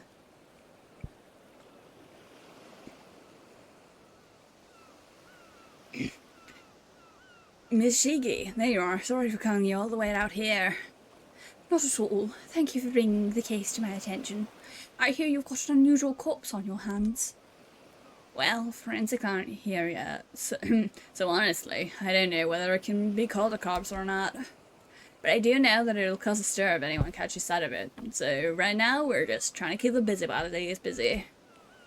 I'm sure glad it happened while you were still in here, though. What with you being from the Tokyo Metropolitan Police and all. Prefectural Police Detective, Masaru Ide. Where's our cadaver, then? It's down the water over there. It was found. Feel free to go ahead and examine it. Over there. I see.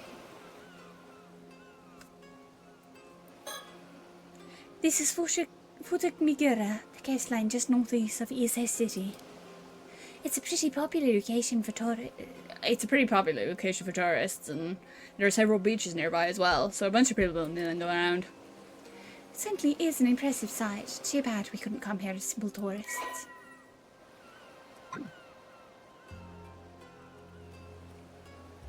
Let's have a mooch around.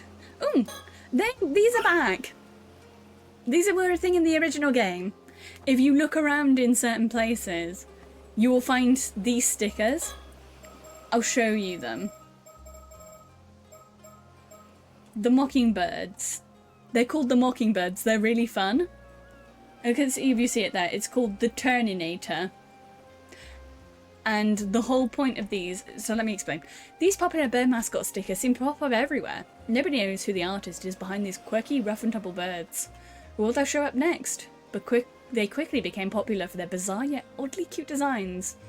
Be in the right place at the right time in Ise and the surrounding areas, and you might just be able to find all 20 of them. Reach a total of 5 and 20 stickers collected to unlock fun bonus content at these milestones. But yeah, they're cool. I think they're really cool. They're like bird delinquents, and that's sick as fuck. The local police have the area closed off to make sure bystanders can't get too close.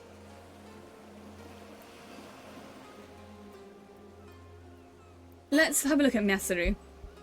This is Masaru Ide, a detective from the local police. He's acting as my point of contact while I'm here, as well as providing any support I need. I don't doubt it's quite a troublesome assignment. There are a lot of things that need to be kept secret for one, but he's been very good at not prying into the particulars while doing what needs to be done. Occasional grumbling notwithstanding. Given what this case has ended up involving, though, those particulars may not end up remaining undisclosed for much longer.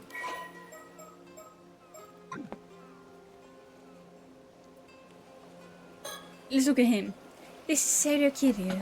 He has worked with me as my assistant for a long time now. Although he usually makes his living as a psychic detective. He's not officially with the police, but my assignments being what they are, he has special permission to accompany me on investigations. Oh, so we're playing essentially the equivalent of Mrs. Marple. Like, we're playing the equivalent of... So this lady is the equivalent of Mrs. Marple / slash Murder, She Wrote. Okay. He is, I agree with you. We originally came from Tokyo to investigate another case. With so many other instances occurring, I can't help but get the sinking feeling that something troublesome is about to happen. Detective Ida has been a huge help to us so far, but we may be able to reveal some of our circumstances to him. He is. Look at that face. Look at that side profile. That's a beautiful man. That's a beautiful man right there. That's a beautiful man right there. Let's look at the mermaid corpse. I see. So this is the corpse in question, is it? Mermaid mummy. Mermummy. Mum maid. I already made that joke. I made that joke about the one guy's mum being a mermaid. Damn it. Damn it. It works for both. Unusual is certainly one word for it. It's all dried up now, almost like it's been mummified. But apart from that, it's pretty safe to say that it's a mermaid, right? Let's take a closer look at it. The body's lower half is identical to a fish's tail. And this one, it's a fish, it'd be a pretty huge one.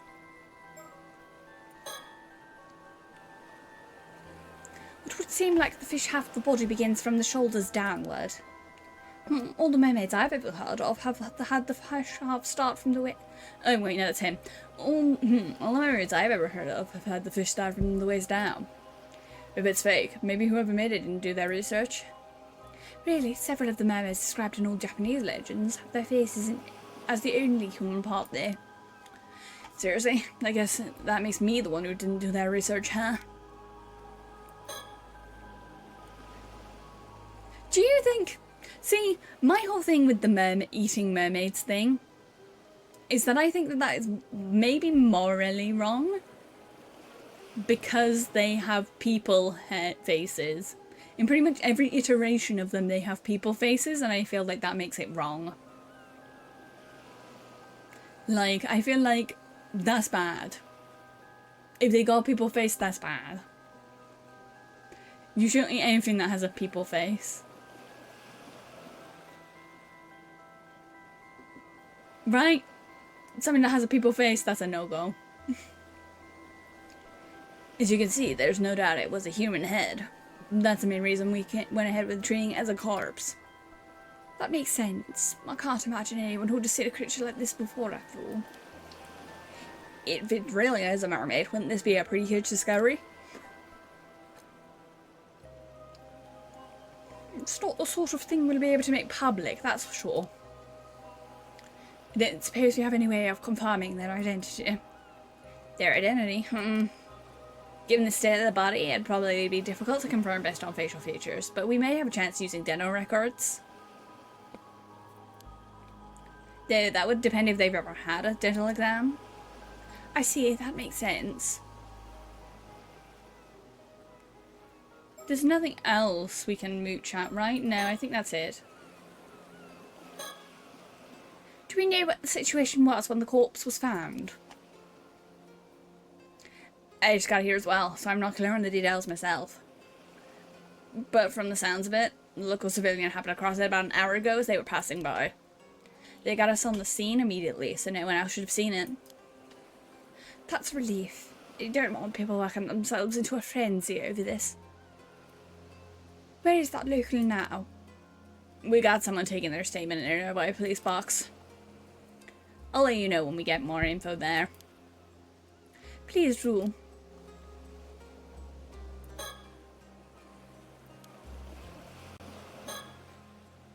Is there anything that stands out to you so far, Soda? I'd like to get a better grasp on the details before saying anything, I think. First things first, let's start by taking a good look at the corpse. I did have a look at the corpse, did I not look at it properly? It's true that many of those mermaid mummies who were discovered are ultimately found to have been man-made in origin. You won't find me complaining if it is. No need to investigate a fake corpse after all. Maybe it's being too optimistic, though. We'll just have to see about that, won't we? If this really is a corpse, I wonder when they died. Their body would have ended up this desiccated if it had been in the sea the whole time. You think there's a possibility that they died shriveled up into a mummy-like state and then their body fell into the sea and got washed up here? It makes for quite the enigma, that's for sure. There's no sign of any external wounds. Can't see anything that could cause their death, at least. When I first saw this expression, I thought they must have died in unbelievable agony. But at the same time, I can't help but feel like they look almost satisfied. Could be my imagination, though. Satisfied?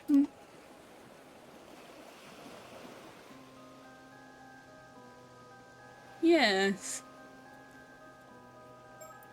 I wonder. Well, no, you couldn't even say that bites were taken out of it, because it could just be fish. Fish will eat bodies really quickly. They're like a really good, like... What's the word for when something... Detritivores. They're good at being detritivores. A lot of fish are. We do really have a mermaid on our hands. Do you think all those stories about becoming immortal from eating mermaid flesh are true? I was curious about that too, Detective. I do think that it's likely his theory about the mermaid being on land for a long time, then drying up into the mummy and then going out to sea is most likely. Well, I don't know if I'd actually want to eat it though. Living forever doesn't necessarily mean you'd be happy, you know. Besides, I can't say I find the thought of eating meat from this thing all that appealing. I see. I suppose that's a natural response.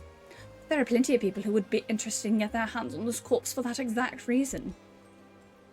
I can see that. We might even have people fighting over it if it gets out. All the more reason to try and keep this hidden. Junie wants to eat the mummy. Junie's decided that she wants fish jerky.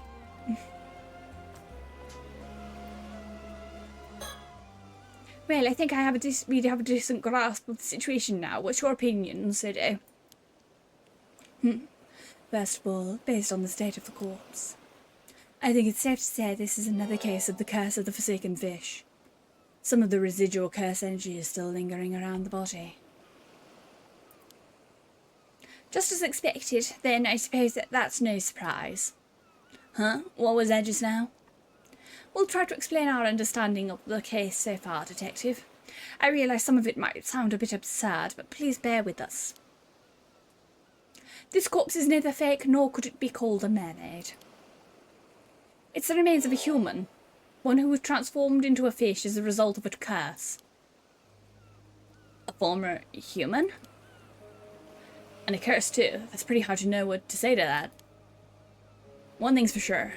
It's not going to fly into the case report by itself. Mind explaining what that means for me? Of course. Let's start with an explanation of circumstances then. It seems the time has come to explain our circumstances to Detective ID. We'll have to make sure not to leave anything out. Talk about the department. First, I suppose I should start with a brief explanation of the department I work for. Wait, aren't you part of some secret department in the security division over in Tokyo? You sure you should be telling me something like that? I'm not gonna get caught up in any troublesome business if you do, am I? No need to worry. I'd have to come back to that. Probably. Our work is mostly kept a secret because it's something of a pain to find people who will accept it, let alone understand the circumstances each time. But you've been very supportive so far, so I imagine that will not be a problem. Well, if you really insist, go ahead, I guess. As you say, my department is indeed part of the security division. The proper name is the Paranormal Affairs Bureau. Which is from the first game. Nice. Nice, they're back. The Paranormal Affairs Bureau then is back. I'm excited about that, because one of the best characters from the last game was part of the Paranormal Affairs Bureau. Also, Immortal Jubis is kind of scary, yeah. The thought of a Jubis that can live forever. That's scary. Geez, Paranormal Affairs Bureau, huh?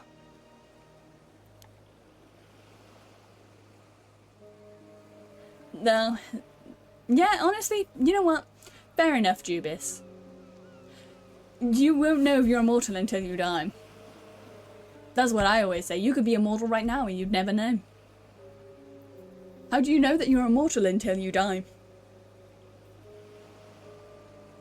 Like, how do you know that you're immortal until you die? You don't know. You could be immortal right now and never know. Secretly immortal the whole time. There really are cases of spiritual phenomena causing harm around the place. Guess it's not that hard to believe that there'd be some sort of organization to deal with them in the place. Precisely. I'm glad you're so quick on the uptake. Well, I've seen that corpse over there. There's not much else I can do but believe it, you know? Oh, does that mean you have the spirit sense or some sort of other psychic powers? Not to any notable degree, I'm afraid. As mentioned, I'm primarily a housewife. If you ask me, I would rather sort this all out and get back home to my husband as soon as possible. Right. Cedric here was my husband's protege when he used to work as a psychic there. He helps me out on the work I'm assigned to. I'm responsible for handling any spiritual things that come up, yes. Spiritual worker? When you say that, like, it's just another job, really makes me feel like we're talking about another industry entirely. But if you really are just a housewife, Miss Shiki, why are you working for a special unit like that? I know it's none of my business, but if your husband is a psychic, wouldn't this be his line of work? True, personally I'd also rather our roles were reversed. But there are several reasons why that unfortunately can't be the case. I see. I don't really know your circumstances, but it sounds pretty tough. Either way, it should be good to put this down as a paranormal affairs case, right? That should be fine, yes. You can leave the investigation to us. We'll also handle the report. More specifically, Sergio will. Look at his fucking face in the background. Look at that face.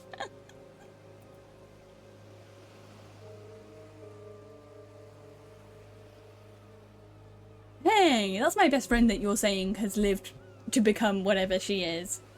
You're correct, but but still.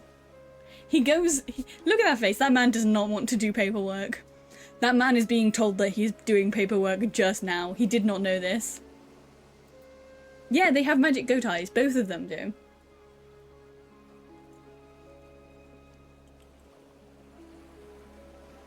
He's being tortured with paperwork. Not again. Oh, now he's got such a sad face. Talk about spirit sense. You know, I've sometimes find myself wondering if I have a bit of spirit sense as well. There have been times I've caught sight of strange things when walking down the road at night. When I looked into it later, I found the place I'd walked by had been the site of an accident or the like. Hey, that might be the real deal then. It's definitely a possibility. I advise not going too close to anything you see of that nature. It becomes easier for them to target you if they realize you're aware of them, you see. Geez, what would happen then? I guess I'd endure being possessed or something? There's that danger, yes. In the event you are possessed. You may find yourself afflicted with headaches and restless stiffness, hallucinations. Memory problems and impaired thinking are also not unheard of. Headaches and muscle stiffness definitely ring a bell. Sure hope it isn't the work of some spirit. Do people have their personalities taken over when they're possessed too? It may be possible with spirits who are very close relationship to the target, such as if they were siblings or were a parent and child. But you almost never hear about people being taken over completely. The negative effects I just mentioned are primarily caused by the two parties not being in sync. That's good to know, I think. Even if the spirit were able to successfully possess someone, it would only be able to pressure them to behave in ways that wouldn't be unusual for the individual in question. I see, but in that case, there's no way of knowing whether you've been... if you're behaving that way on your own will or not, right? Exactly. Hence the prevalence of cases where people don't even realise they're possessed. Huh, so that's how things work here. As far as I know, I haven't been having any problems like that, though, so I think I should be fine. Enrichment for the handsome man and his fancy little cloak. You know, what I especially like about the handsome man is that he makes the decision to dress like this. This fucker makes the decision to walk outside in a cloak. Like he's a sort of fucking Japanese vampire. He makes that conscious choice. And I appreciate that. Having spirit sense seems like it's more trouble than it's worth somehow. Talk about curses. Still, I never would have thought that there's a curse out there that can turn people into a fish.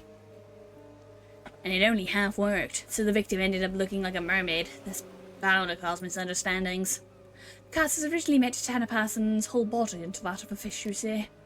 But the victim died before the transformation completed, so it stopped where it could reach before it could reach that point. The vast majority of the mermaids discovered over the years are either man-made fakes or victims of the same curse. See, to be honest, part of me was kind of excited when I first saw what it looked like. I thought that might really be mermaids out there, you know, exactly like the ones you hear about in stories. I'm afraid we can neither confirm nor deny that here. Oh, I get what you were asking about the corpse's identity now. It's because you realised they used to be human, right? That's right. Very recently too, the transformation likely happened yesterday, or even earlier today. Oh. Okay. Alright. If this happened yesterday, or the same day, how the fuck did they become a mummy? Like, right? If it happened so soon, why are they a mummy? What? Recently, someone could really end up in a state like this like after a day? They most certainly could. Seriously, these curses sure are scary. I'll get forensics to take a look when they are here then. I cast turn into fish. I cast become Billy Bass. I cast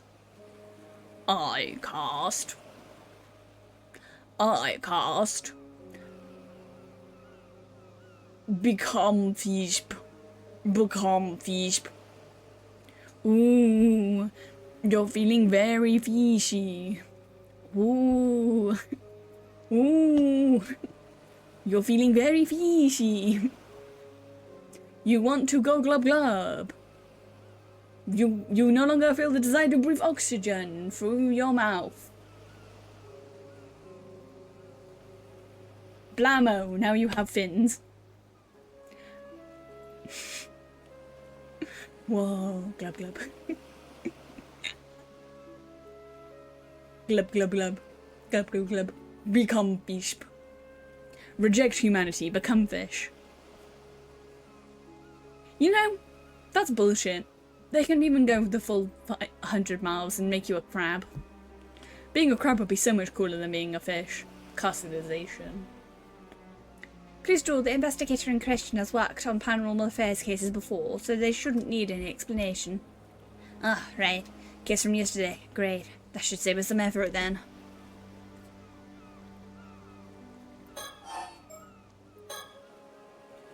Curse one day, a mummified corpse the next. Sure is a scary world we live in. Talk about the department. So, does that mean that you came all the way to me because you knew something like this was gonna happen? No, that's awfully perceptive of you, detective. I suppose you could say that, yes. At the least, the situation hasn't come as a huge surprise. Ah, if that's the case. Was the body from the other day one of those cases too?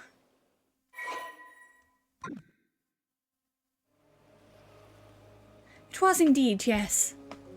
Seriously? Does that sound like sounds like a pain to deal with.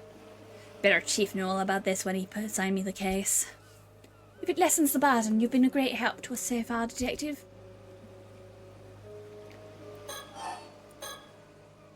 Don't mind the cult stuff. So I've been asking all these questions out of curiosity. But it's probably best I don't get too involved in all this paranormal business, right? You must have had a good reason for keeping it under wraps after all. So does that mean, thinking about it for 5 seconds, if this is a curse that turns someone into a fish, could it be potentially that that Yuzu's mum had the curse placed on her while they were on the boat for some reason, and she saved him not because she was born a mermaid, but because she was starting to turn into a fish? That's a potential thing to think about. Could it be that Yuzu's mum, during the accident, that happened to her or someone else who was in the shipwrecks? That's something to consider. That might be a red herring, though. This game does these games do like to do that, where they put you on one path only for it not to be it at all. I think that would be wise, yes. Ma'am. What is it? Perhaps I could use my Shagan ability to see if it produces any results. Ah, that's an excellent idea. I almost forgot we had such a handy trick up our sleeve. Shagan, what does that do? Patience, detective, you'll see soon enough. Right.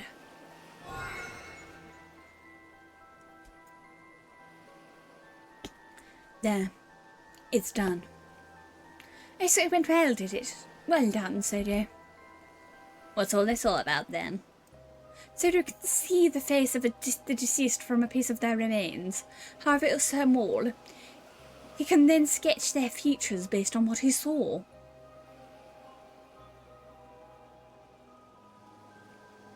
Oh, so he's basically a better version of those crime sketch artists. You know, the people that the police get in to, like, draw a criminal that they don't have any pictures of, so that they can send it out to the general public to try and find them. This guy's got that, but it's for as long as he's got any part of a dead body. He can draw the face of whoever's dead. Okay. That's actually really unique. I don't think I've heard of a character that has that ability before. That's really cool. Ah, so that's how you got a sketch of the victim in that other case. The ability like that would be priceless if we could use it on the force, you know. Well, I hear it doesn't always work, so it's unfortunately not foolproof. So, what did the victim look like? About that, I think it might be faster to see for yourself. That's Yuzu's mum. Huh? That's Yuzu's mum. That means that she was alive. Up until right now. But she's been missing for over 10 years. Question mark? That's 100% Yuzu's mum. And she recognises her. This face. It's Somekawa. Wait, Somekawa, that can't mean... Somekawa? Huh? Huh? Okay, I'm happy. I'm gonna keep doing the psychics route for now because I'm invested in what the psychics have to say. I'm assuming this is the other case. Or not. Maybe it's just before what we just saw. Welcome, ma'am. I've been waiting for you. That is where the bones were found a little offshore on this beach. You went ahead and started the investigation. Thanks for that. Not at all. Your clearing everything with local police meant that I could arrive and inspect the remains myself. To get straight to the point, there's no doubt the signs of the curse are clearly evident. The skeleton remains tied to a supernatural incident. Oh, have a good din-dins, June. Seems I was right to trust my intuition on this one. Well, Maud, your theory might not be trash. We don't entirely know if there's multiple ways that this is happening to people. Because mermaids could still exist. It could be a combination of two things here. So it might not even be that the curse is the full thing. There might be the curse, and there might also be mermaids, and there might also be fakes. I think that it's trying to imply that, like, everything is a little bit correct. Possibly. Right then, let me hear the full report. I really like her overdress that she has on. The red overdress. Over the top of her daily kimono. That's really pretty with the, like, just 3 colour flowers. It's really simple but really, like, nice.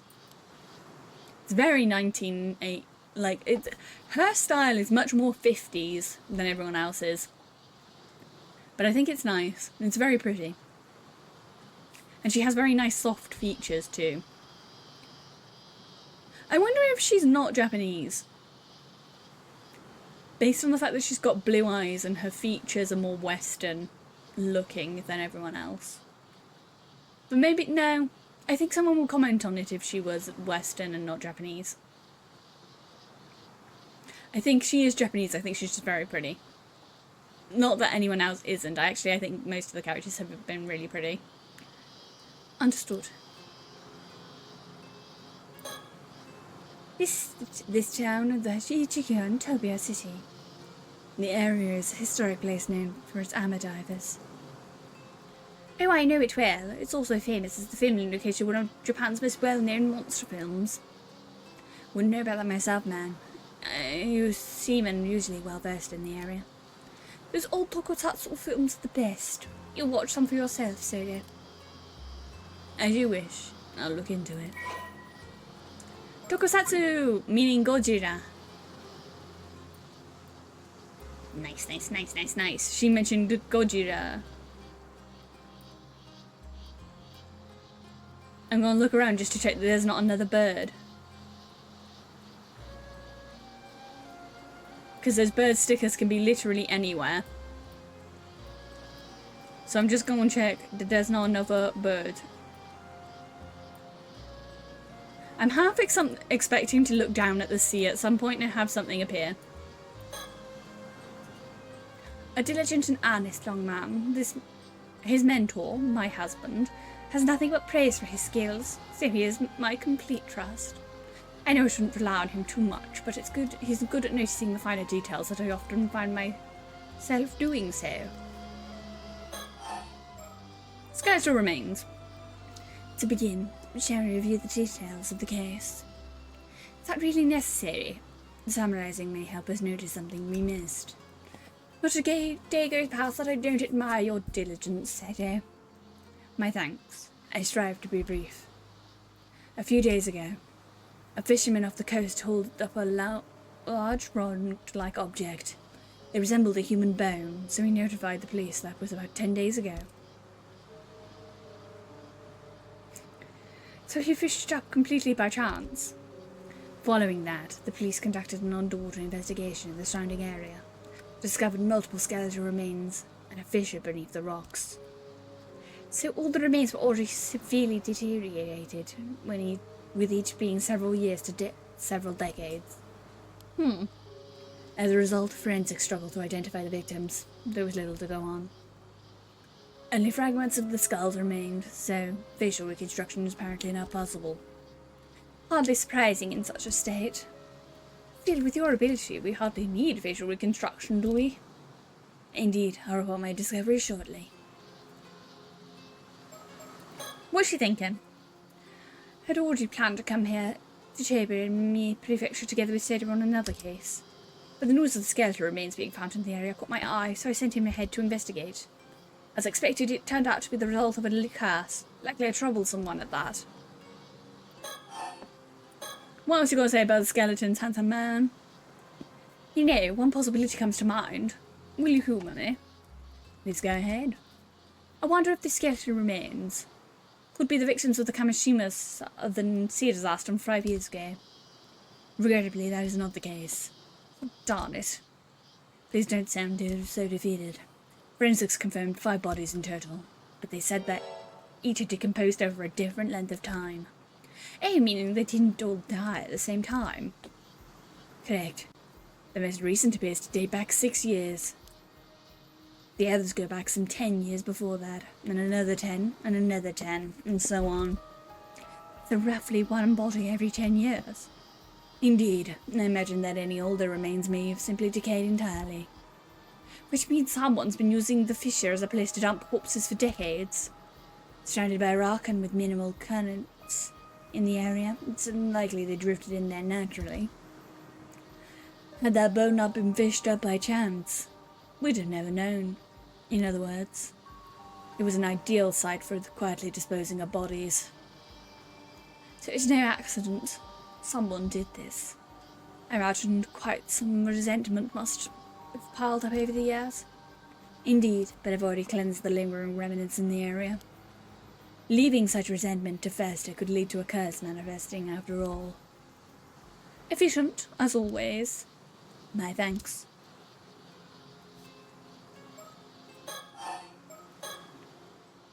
There's one more point of concern that all the remains have in common.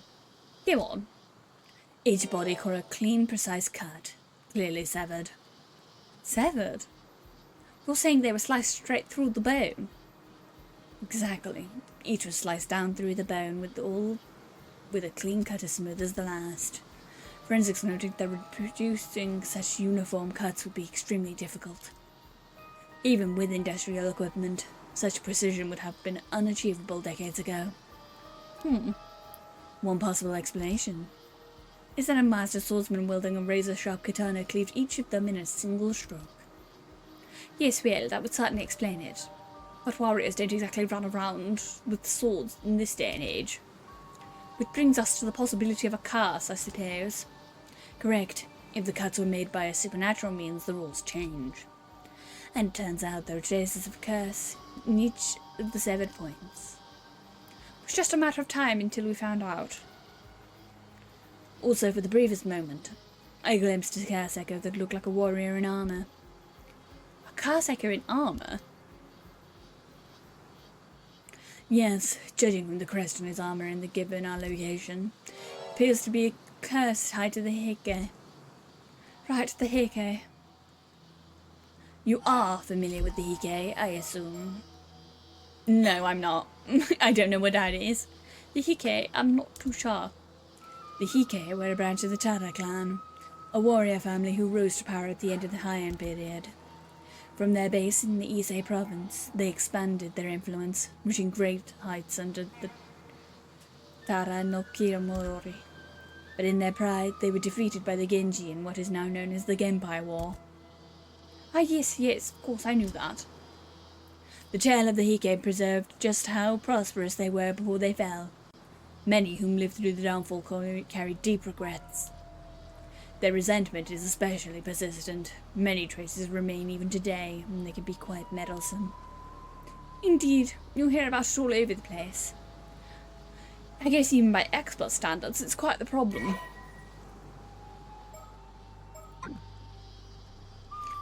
What's more, the katana the curse echo carries. I believe it to have been the famed blade Nukemaru. Nukemaru? Yes, a blade passed down through the hige, once wielded by the Tara no Tomadori. I see. It would seem your love of swords proved rather useful here. So what you're saying is that these skeleton remains were cut and killed with the power of the Tomadori's curse? Can't say it was Tamamori himself, but I can confident it was a curse from someone within the hige. At the very least, it offers an explanation for those mysteriously perfect cuts.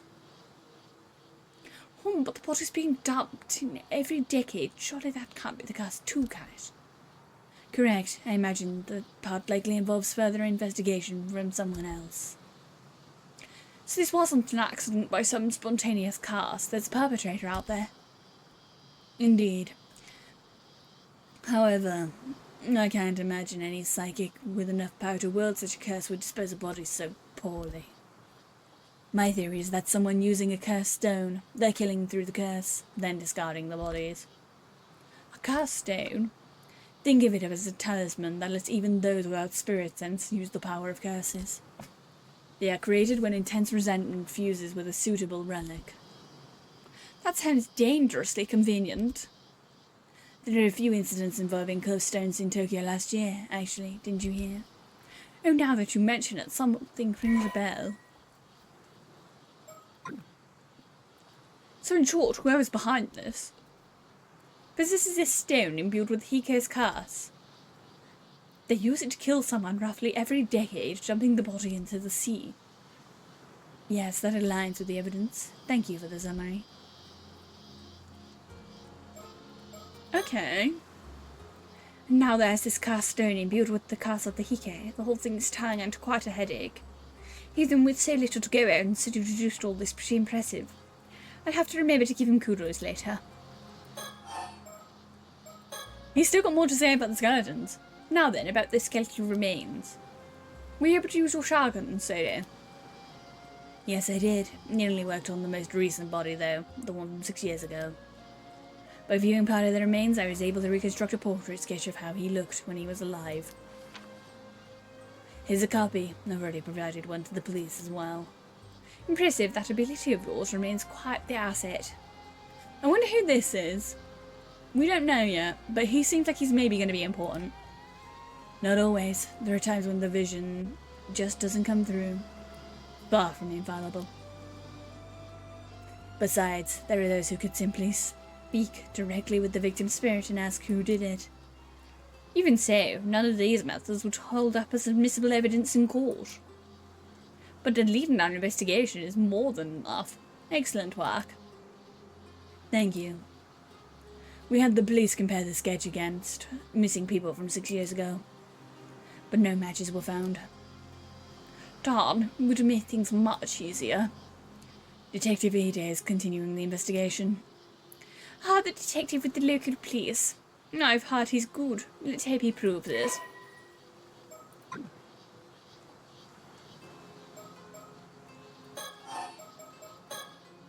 Say, Sodo, that sketch rules. Maybe we should show it to some of the locals. Good point. Someone might recognise him if they were around here 6 years ago.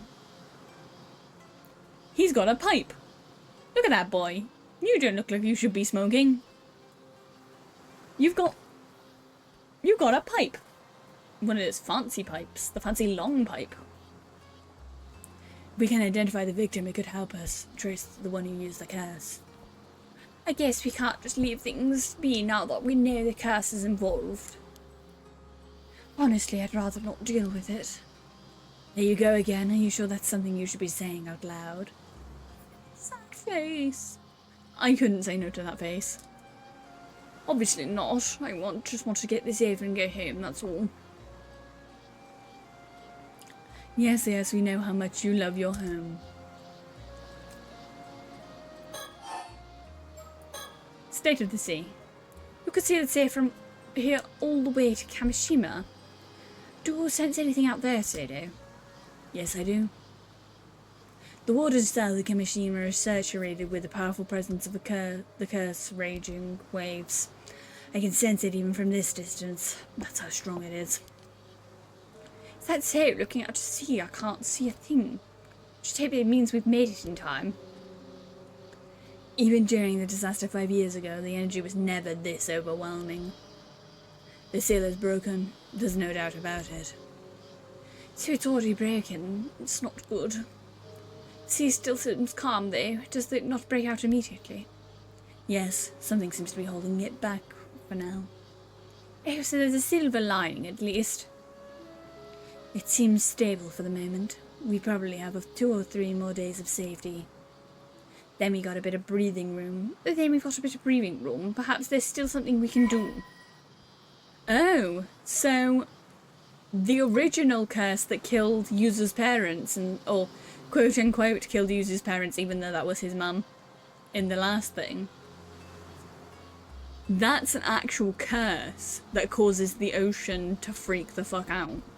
Okay, we're getting a lot of useful information here that like changes how some things are perceived. So far we know mermaid, potentially not real, potentially someone turning into a fish.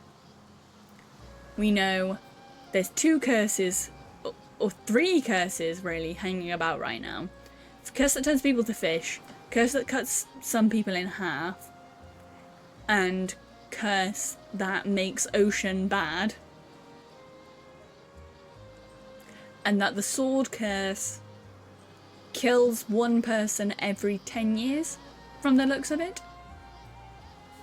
I hope we can do something about the cast of the raging waves while it's still being held back. Yes, but despite all efforts, we still haven't found a way to lift the curse. Might have quite a struggle ahead of us. That's really the heart of the problem, isn't it? We've no idea what your ancestors keep taking either. I apologise on behalf of my family. Oh, so they're looking for something from his family.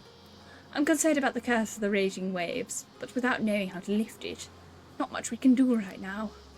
Having 2 or 3 more days does give us some leeway. We can focus on this incident for now while looking for a way to lift the curse. Man, behind you. Behind me?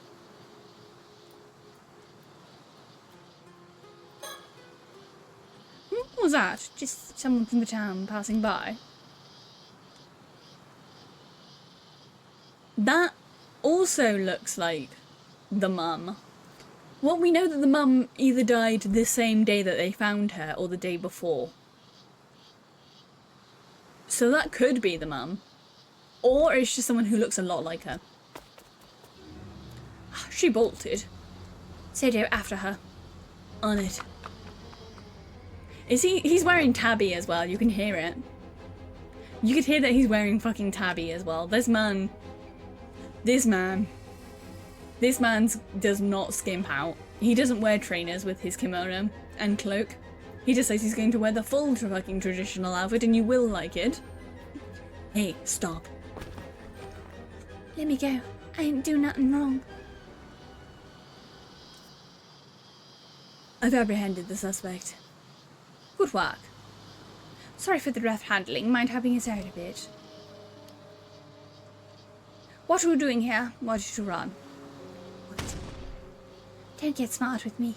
You're the suspicious one sneaking around poking into things. You think folks won't be wary of shady types like you running around town? I see. Sorry if we gave you a scare. We're with the police. Nothing shady here. You're with the police? Seriously? You heard about the scarce remains found nearby? Yes, that's what we're looking into. You don't look like the police. Say, you live around here. There's something I'd like to take a quick look at.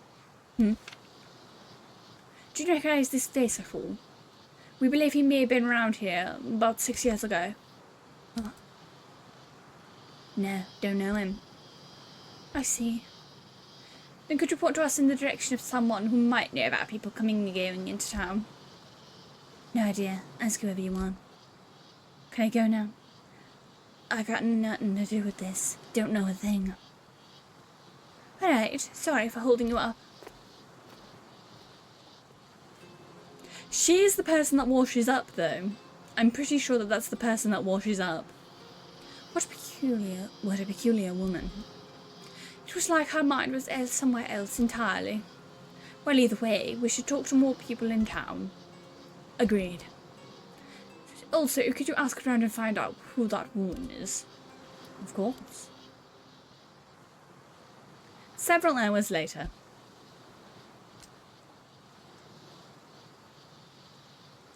Ma'am, I've learned a few things.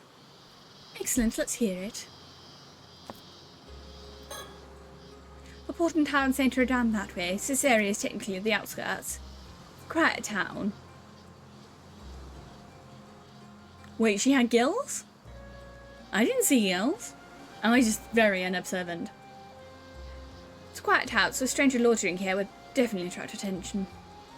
That's a good point. Aha! I found another sticker. Nice, nice, nice. Dog sticker. I did not see that she had gills.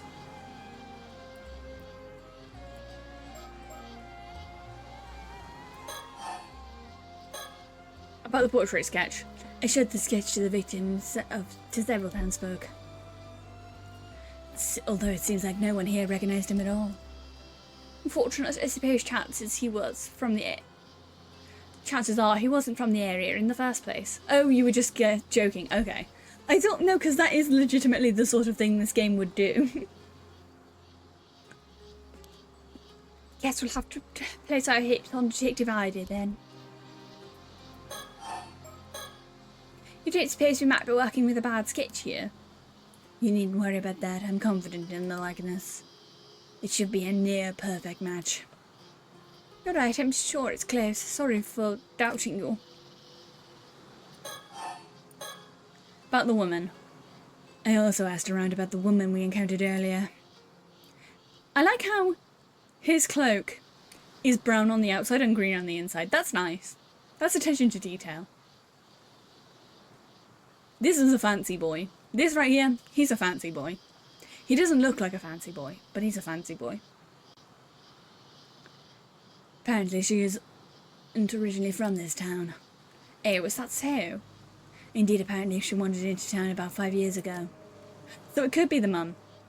She's been living alone in a cheap rental apartment on the outskirts of town ever since. When she first arrived, she had nothing but an old wooden box which she was clutching as if it was very dear to her. Nothing but an old wooden box. Supposedly she used to work as an armor diver around when she was first moved here. She'd occasionally go diving for fish. But these days she keeps to herself and no one even sees her diving anymore.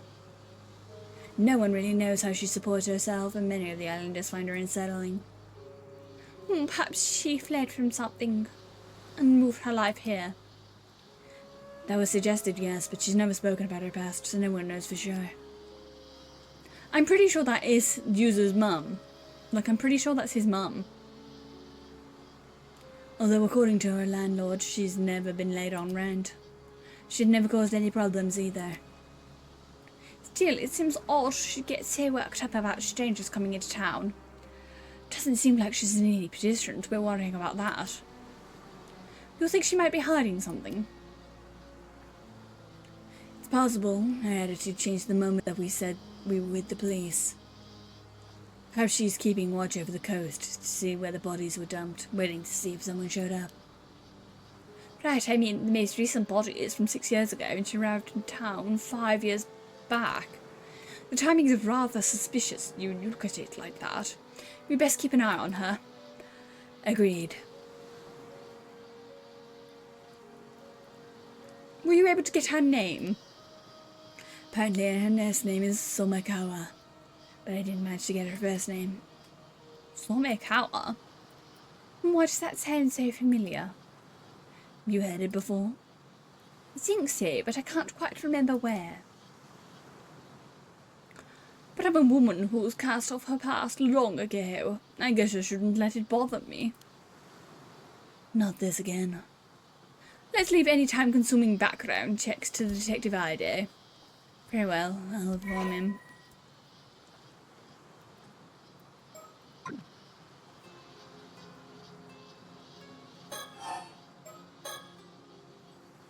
So this means the woman might have been marking up since we got here. Possible. I apologize for not noticing sooner.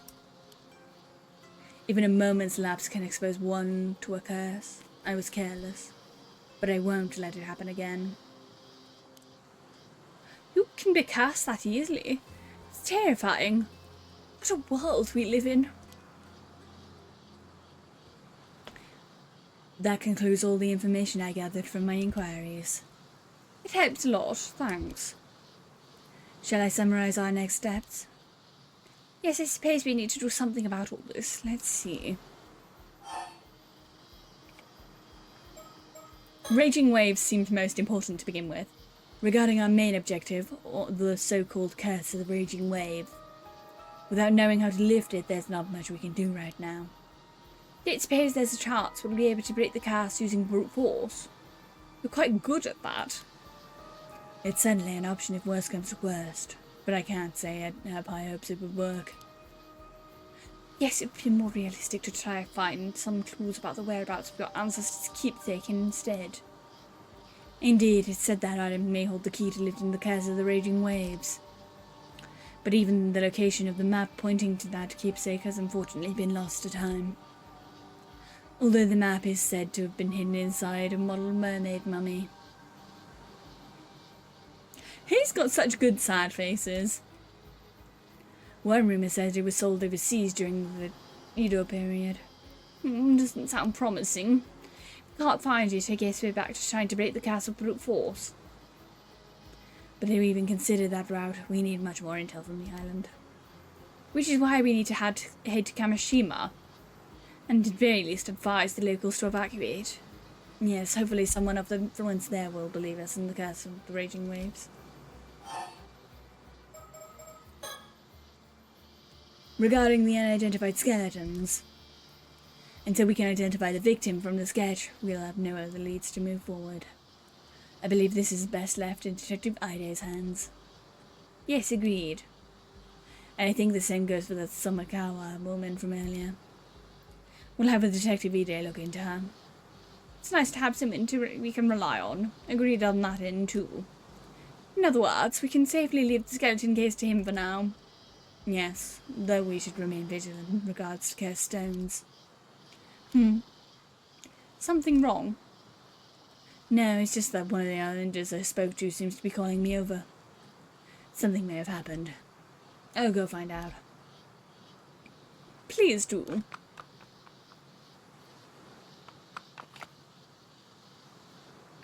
Ma'am. What is it? The person who called me over shared a new piece of information. They were told to keep it a secret and opened up since we're with the police. Go on. Earlier this morning down by the shore, they apparently found something that resembled the corpse of a mermaid. A mermaid? Really? That same person reported it to the local authority and was immediately ordered to tell no one, not even the police. Kidding me? That local authority then contacted an unknown individual. Soon after, someone came and secretly retrieved the mermaid corpse. That couldn't be more suspicious, could it? Exactly. They were uneasy about the whole thing, which is why they confided in me. What shall we do? Did they describe what the mermaid looked like? Yes, they said from head to the shoulders was human, but below that, entirely fish. So it's another classic mermaid from fairy tales, it would seem. Only the head was human.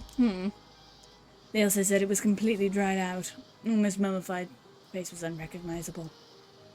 But they thought it resembled a local ama diver called Tamiko Suma. What?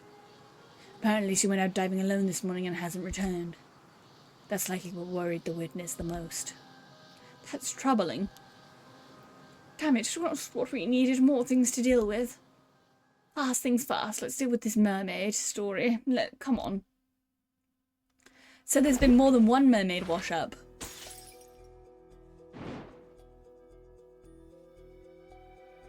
Okay.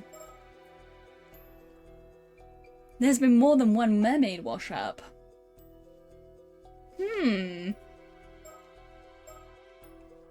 What's the time? We got time to do one more. We got time to do one more. Yamishima Estate.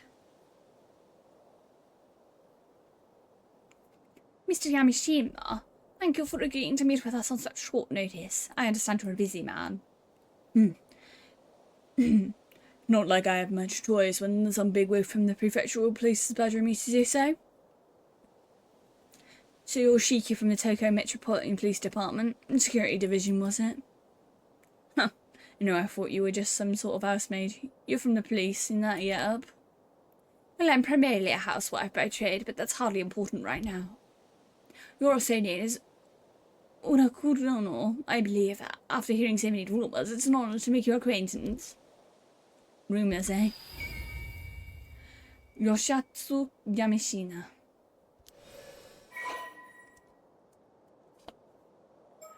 I don't know how I feel about this, old man. Yes, I hear you're doing some, the table research into immortality. And so what if I am? Well, no, I wouldn't have expected you to be a dreamer, but it does make you a bit more relatable. You can laugh all you want. What has it got to do with the police anyway? Seems on this particular occasion it's quite a lot to do with the police, unfortunately. You don't say. So I think that she's currently suspecting that this guy is turning people into mermaids. And then potentially cutting the mermaids in half. And eating the fish part? Maybe? That would be my guess, is that people are being turned into mermaids so that someone who wants to be immortal can use another curse to cut that in half perfectly and eat the fish part and then bury the human part in that trench. After looking into the corpse of the mermaid found earlier this morning, it seems highly likely that it was taken into custody of Mr. Yanoshima here. It's quite the big shot around here, with plenty of weight to throw around, both politically and financially. Of course, all the local police know him, and his moniker, Unakunadono. We've had to get one of the higher-ups to act as an intermediary to even meet with him.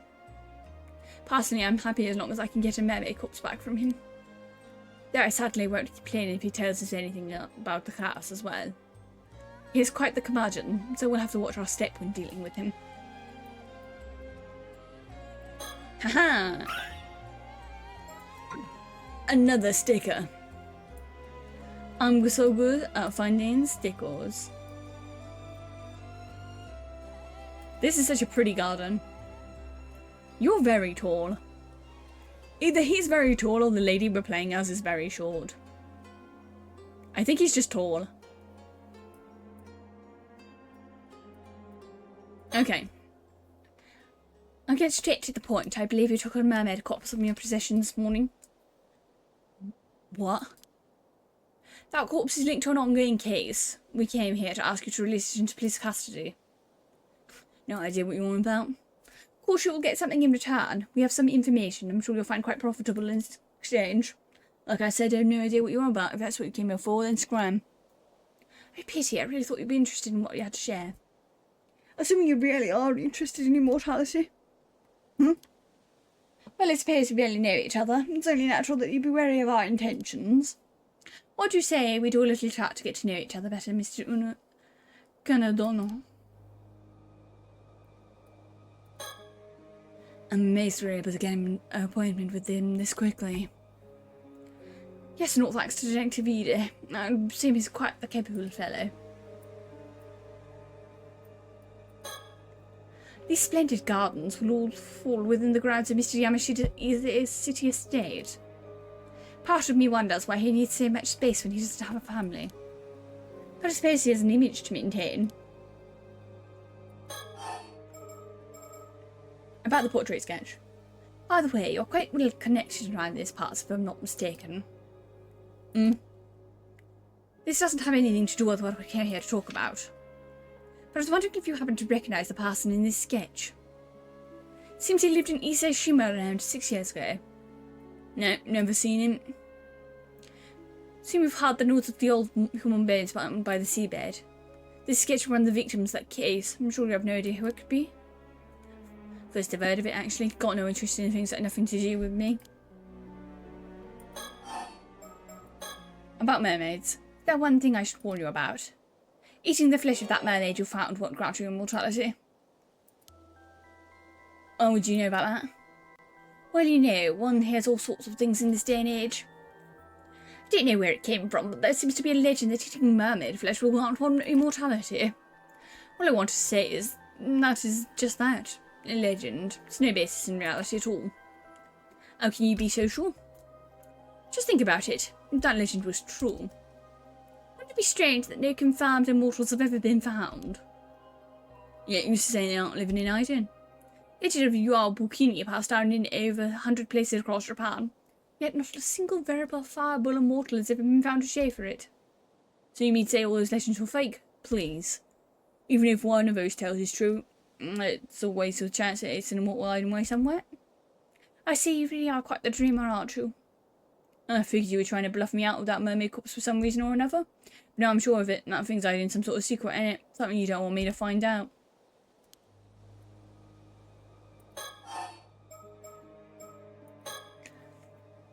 So you admit you have the mermaid corpse then? Hey, don't worry, we assumed as much from the start. If I'm not mistaken, the mermaid is in some sort of mummified state now. Doubt you'll be eating it as it is, surely there's no harm in handing it over. So you can know it for yourself. You won't fool me that easily. You don't think that's a rare specimen like that ought to be placed in the care of a proper research institute? I'm saying, get a specialist research institute to study it, no problem solved. We're supposed to. I'll make sure that the mermaid gets steady properly, don't you worry about that. By the way, you're obviously not just somewhere in a milk cup, who are you? Yeah, Junie would eat a dugong. I wouldn't be surprised if we found out that Jubis is currently chasing a dugong around. Trying to eat it. Consume the delicious dugong. To gain immortality. Hi, I believe I mentioned it when I introduced myself. I'm just a simple housewife. Likely tale. Plus that fellow next to you also's got a strange air about him. He's no ordinary person, is he? I look at his grumpy little face. He makes such good faces. Subtle... He makes such good faces. Right, how observant of you. I suppose you could say that, yes. Doesn't take a genius to see it. One of them phony psychic types, are you? Phony? Huh, ain't know, did I?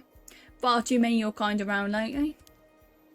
Cozying up to those in power by feeding them a bunch of nonsense. Lies and cheaters, all of you. You seem to have quite the chip on your shoulder about this, Mr. Yamashita. Don't know if it's because this occult craze is going around, but I've seen far too many folks be taken by that tribe.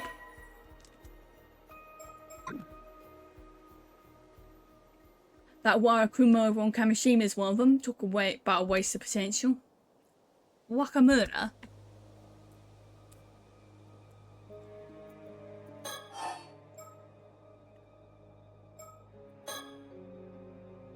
Can't say I care much about who you are anymore.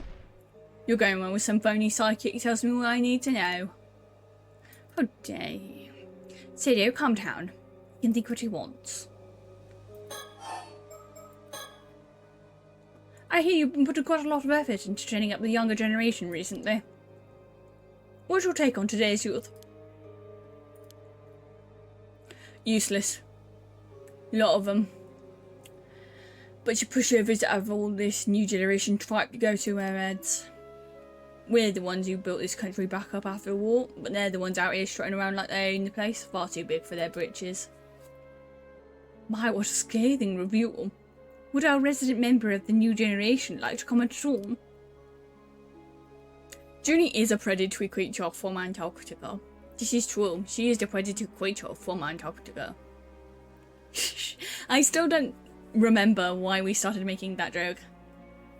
Oh, creature. Oh, creature from Antarctica.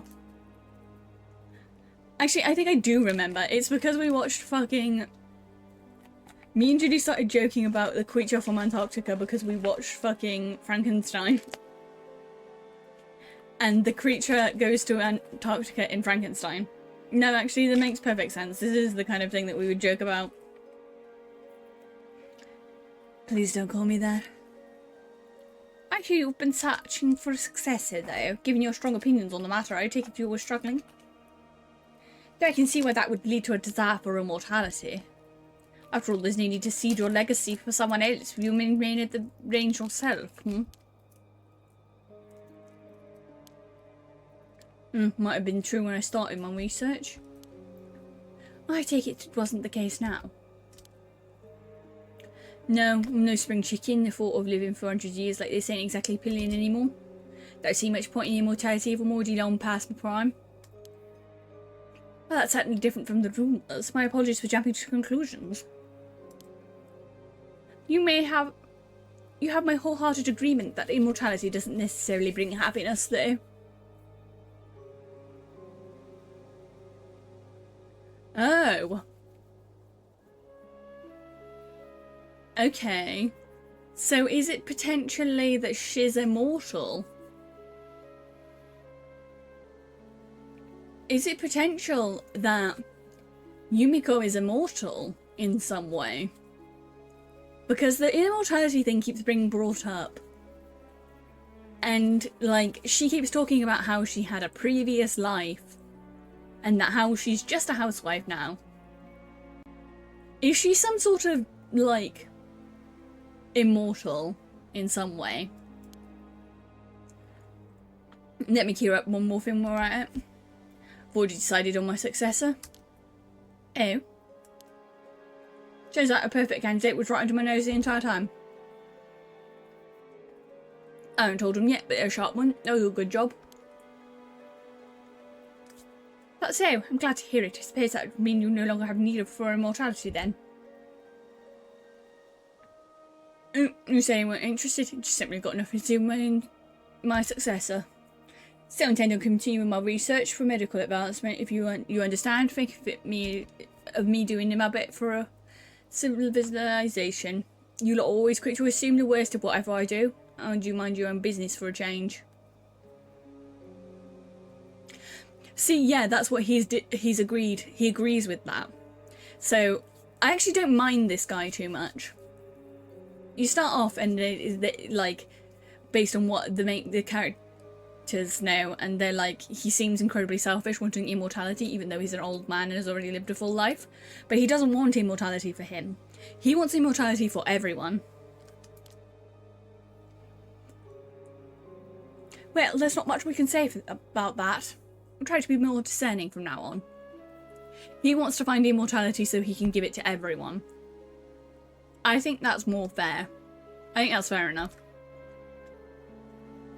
He's looking for immortality so that he can share it with everyone, and I think that's kind of actually a good guy thing to do. Already chosen my successor, no need to harp about it anymore. Already written up my will and passed it off to my lawyer. You should let your friends at the police know too. I'll make sure the mermaid gets sorted properly, don't you worry about that. Who might this Wakamura be? Wakamura is one of my proteges. He's the one currently in charge over at Kamishima. Used to have high hopes for that one, but that changed when he came under the thrall of some phony sorcerer in Tokyo. Phony sorcerer in Tokyo? You heard right. Since then he's been no end in this nonsense. Buying properties out in the mountains, changing company names, all because something the sorcerer whispered in his ear. Even told me the layout on my house was unlucky and I should renovate the place. Just recently he was going on about some curse causing a big storm. That's all rubbish. Storm caused by a curse, you say? Even said storm 5 years ago was caused by the same curse. Been trying to wheedle me into helping him find some way to stop it. Oh, 100%. Immortality should not exist. I'm of the same opinion. It's a noble idea. In concept, it's a good thing to want immortality for everyone. In practice, it would end horribly. In practice, it ends up in Animal Farm. Except for, instead of animals, it's people. So, like...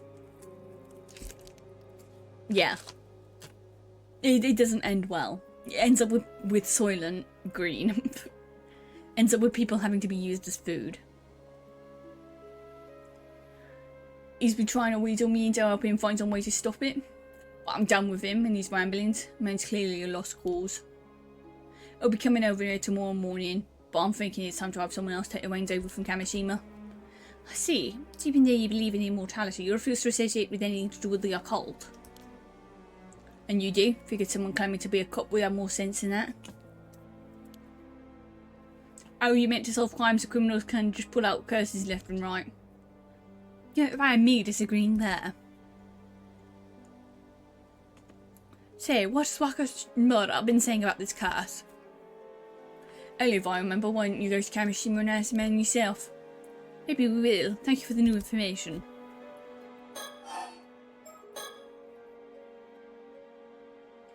Anything you could tell us about the famous sorcerer Wakamura is so devoted to?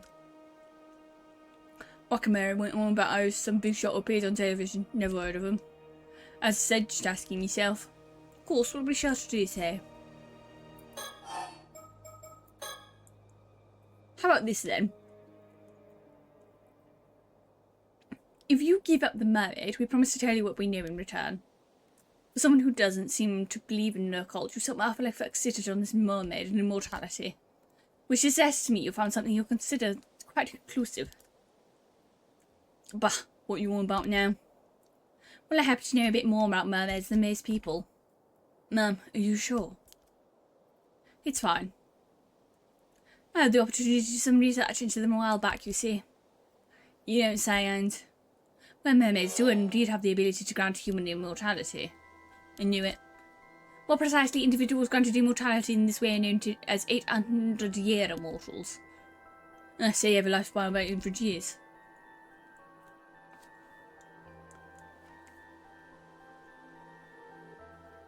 That's right. As the name suggests, they gain 800 years of remaining life. During this time, they won't age a day, and even if they die, they'll resurrect immediately. Sounds like a royal blessing. Yeah, I'm afraid it's anything but. One who defies the very laws of nature like that, is no longer human. They're just an anomalous being that should not be allowed to exist. As such, our position requires that any such individuals be fired or dealt with as swiftly as possible.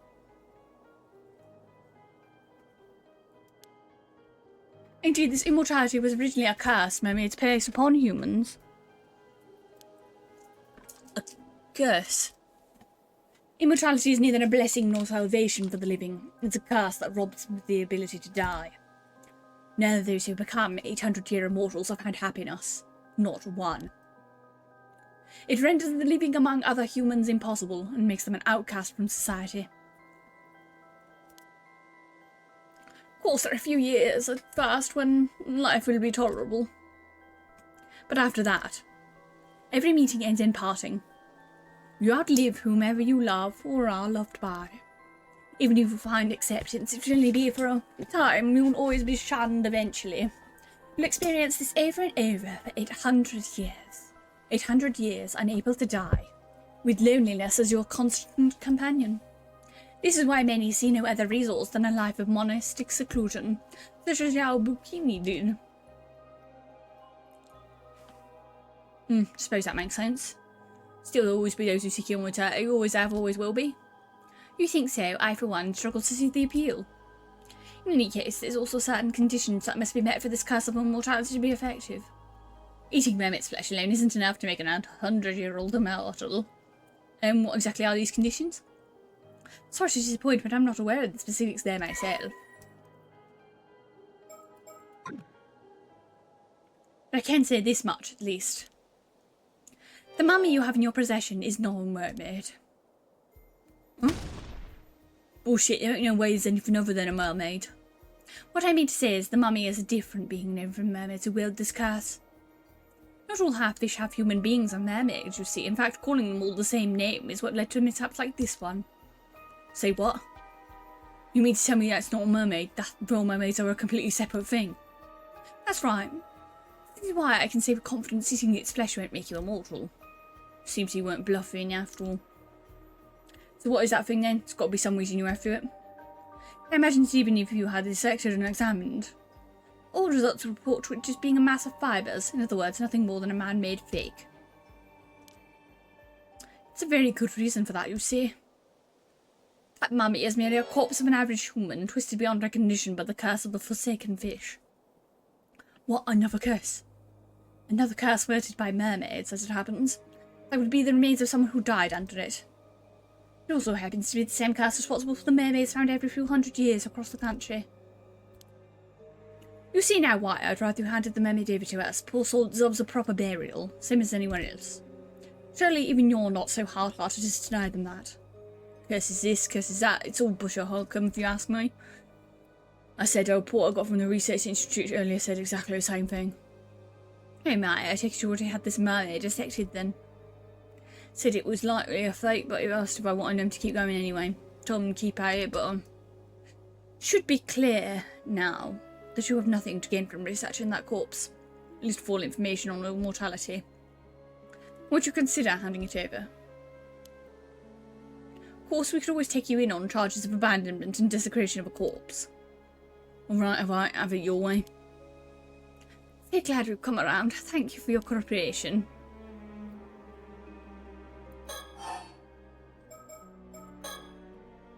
I'll give you the damn mermaid, but in exchange I want you to tell me one thing. What is it?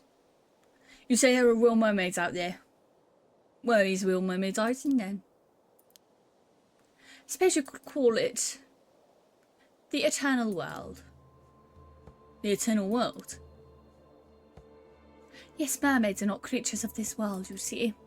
Their original home is Ryugu, the domain of the sea god. Ryugu? How do you get there? So I should say that Ryugu's doors are only open to the dead. Getting there is impossible for a living human. You can claim anything with a fairy tale like that. Sounds like a oakum. I said entrance to Ryugu is said to lie somewhere in the Ise Sea. There have been numerous sightings of mermaids crossing over to this world in the area's long history. Which is why Ise Bay has its share of mermaid legends too. Now you mention it, I've heard some other stories too. Some old tale about mermaids being found on some long lost island called Tashima or something like. What? Wait a minute, where did you hear that story? Caught you interested by it? Looks like this story comes some merit to it after all. I was simply surprised. That's all, not a name I've come across in any historical records.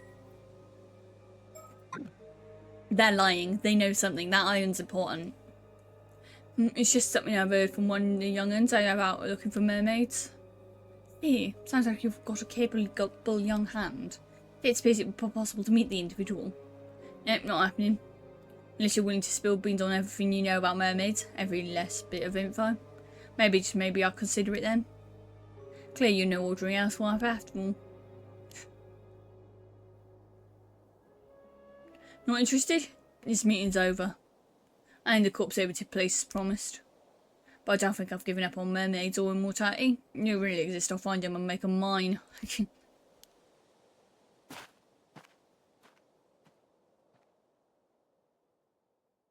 Ooh, boy, Angie. He Angie.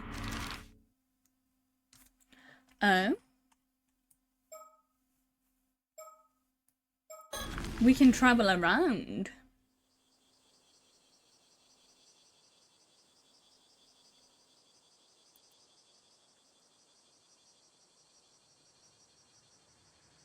Hey there, you two. Sorry for calling you out here when you're so busy. Figured it'd be best to give you some rundown on our findings as soon as possible. No problem. Go ahead. What have we here? Atheist. It's supposed to advertise in Kamishima something about it. Catch your eye? I was just thinking, surely it would be best to put somewhere tourists to actually see it. No, good point. Maybe I have some posters left over. This is one of Ise City's residential districts. Right now the ground is hot and the air around it seems to be shimmering.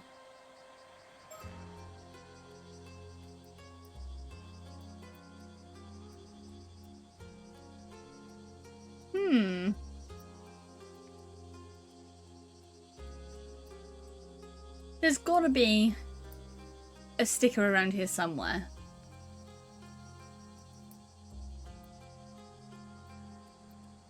I feel like this would be a good place to hide a sticker because it's quite big.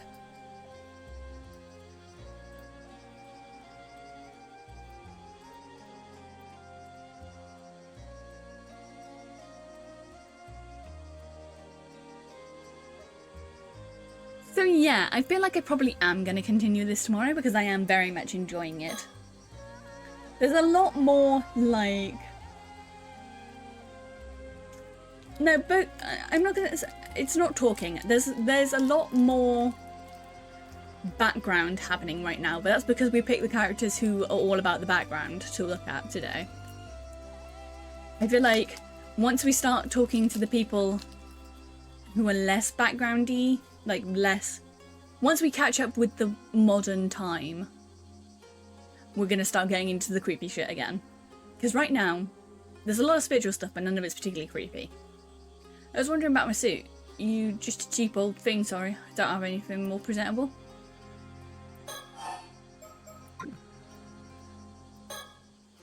Let's see what the JB has to say. But yeah, I'm definitely going to continue this tomorrow. In fact, we're probably going to finish once we finish this section for tonight, and then start up again tomorrow. Because we could do Phoenix Wright on Wednesday.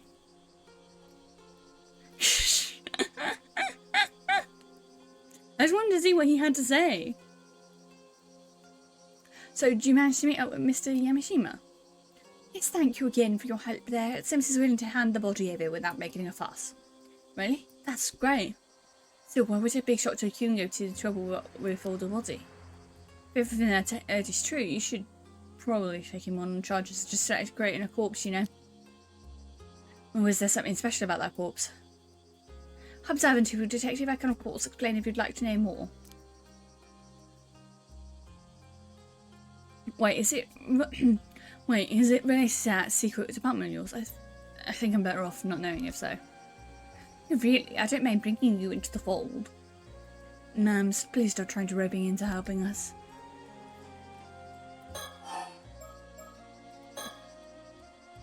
The Met guy, but he was quite the cranky old geezer. How'd you meet him go? But he was pretty wary of being with the police. He didn't try to pick a fight or anything, did he? Oh really, I'm not sure you will say it went smoothly, but... Don't think we upset him, at least.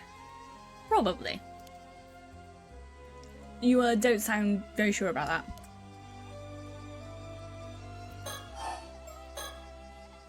Alright, that's exactly what I wanted to talk to you about. So I've got all hands on deck asking around. I changed his voice. For some reason I changed his voice. I'm trying to remember what voice I originally did for him. But I got all hands on deck to go around asking about that skit you gave me. And we finally found someone who recognised the victim. That's great news. The person who recognised him is Zara's wife in the 20s who lived in Kemino 7 years ago. Then the sketch looks like a 19-year-old she knew who left the village to go to the city. So 7 years ago, he was 19 now. From the sounds of it, the guy had no relatives to speak of, left the village, and nothing with clothes on his back. She didn't know what happened to him after that.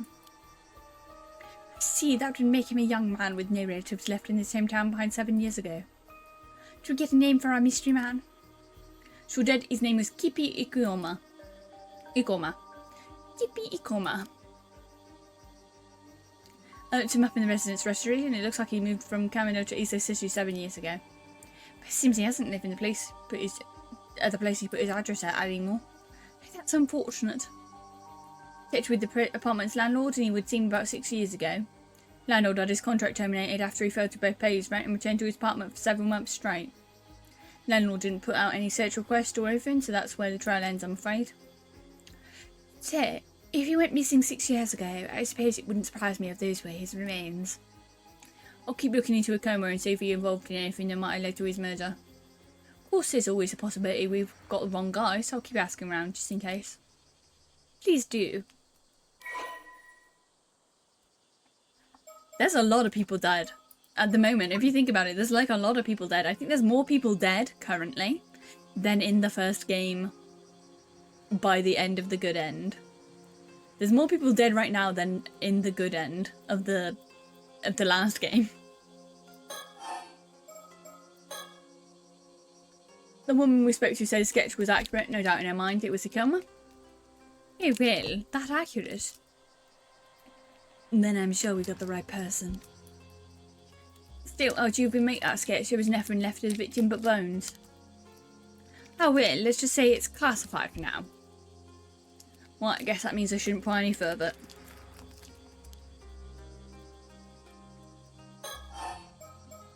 About Somakawa. Oh yeah, it looked into that lady you were asking about, Somakawa. Yes, did you find anything? Well, it seems she hasn't registered as a resident even though she moved here 5 years ago. And nothing came up for Somakawa in the civil registry either. Yeah, so we have the people, the two parents, the dad, our best friend's dad, plus another boat with an unknown amount of people on it. We have 5 skeletons that washed up on shore. And then we have 2 people we know of who have turned into fish people. So we're going up to like 12, yeah, like 12, I would say roughly 12 to 15, depending on how many people were on the one boat who we don't know how many were on it. Because we don't know if there were any more people on the fisherman's boat, and there was a 3rd boat in that equation too, where we don't know how many people were on it. See, is that quite common? Happens. I'm not unheard for boats from the countryside to come work for just drift from. No one really knows who they are.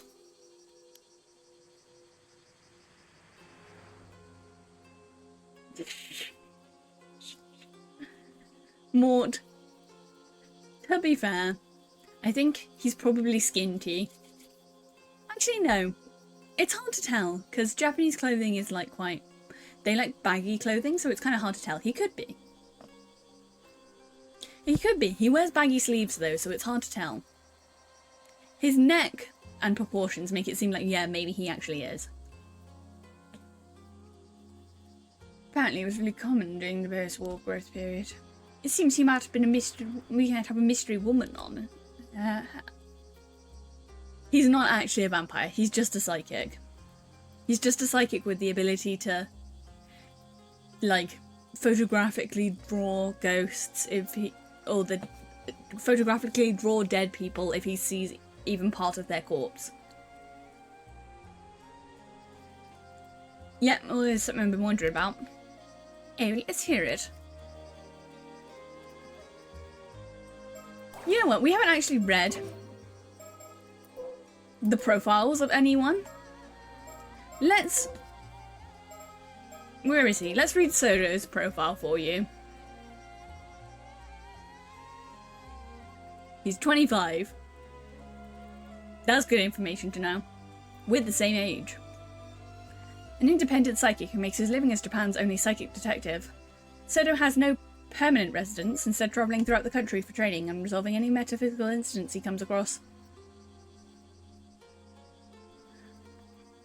Something which eventually led to him gaining his current moniker within the industry. Although he has a calm and tact-turn personality and is possessed of a sharp mind, he's surprisingly sensitive by nature. However, this trait does not extend to mercy towards spirits and other phenomena. He often ends up subduing by force. Primary spiritual abilities: curses. The ability to use particular curses to inflict harm and otherwise negative effects on others. Extends range from forcibly binding a target in place to dealing fatal wounds. The stronger the curse's effect, the greater the burden on the user. So he can do curses. No, I agree with you, Mort. He is a poor boy. Shagan, the ability to see the face of a deceased individual from their remains, allowing for recreation of their facial features via the portrait sketch. Only a small piece of deceased remains is necessary to use this ability. However, enough of the thoughts and desires of the dead individual must remain for it to be effective. Feast of Shadows, which is from the first game. He can essentially create an AoE effect that boosts the spiritual power of an area, meaning making curses more likely to appear. But it can only work at night time. He's able to create one that's 1 kilometer in effect. Oh, nice.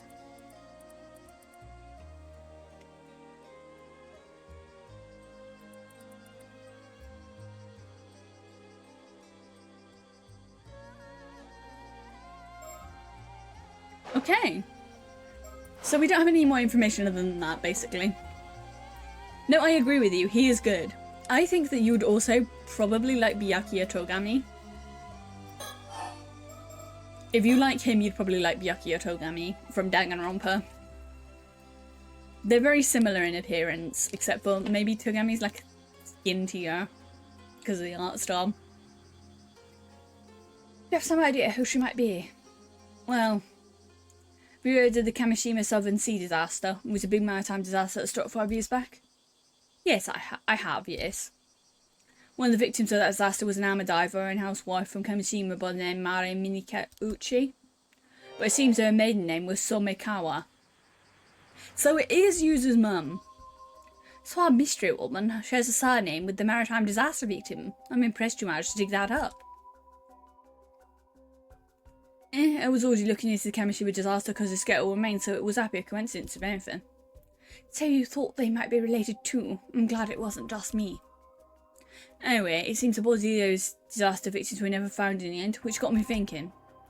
What are you saying? Yep. I was thinking Mare Minikuchi could have survived the disaster 5 years ago. If you think about it, she moved to Indika and just started going by old name of Somekawa again. Swipe, what do you think? Seems a long shot, but maybe. But if that's the case, why would she have stayed in Indika for 5 whole years without thinking to contact her family? Maybe she lost her memories in the disaster? Perhaps if she only had her old memories to rely on, wouldn't that be odd she went back to using her old name? Surely her appearance would still be the same, though. It's difficult to imagine no one recognising her for 5 odd years. It's possible she just never ran into anyone who she knew. That kind of thing's more likely than you think. Oh, speaking of appearances, I found a picture of Mira Minicucci from a report on disaster. I haven't met with Somakawa myself, so could you take a look at me for this for me and let me know what you think? Let's see. Oh, this is interesting. What do you think, Sarah? If she aged 5 years and grown badly gaunt, I can certainly see how this woman may come to resemble Miss Somakawa. Do we think... So, do we potentially think that maybe she's been possessed by something and that's why she has no, like, recollection or memory or anything?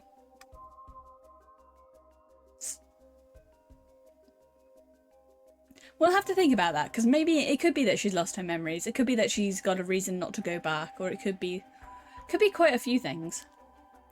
My thoughts exactly. So you agree it's a pretty solid theory? Certainly worth looking into, yes. But if she really is Mara Minicucci, there's something else that concerns me. Something else.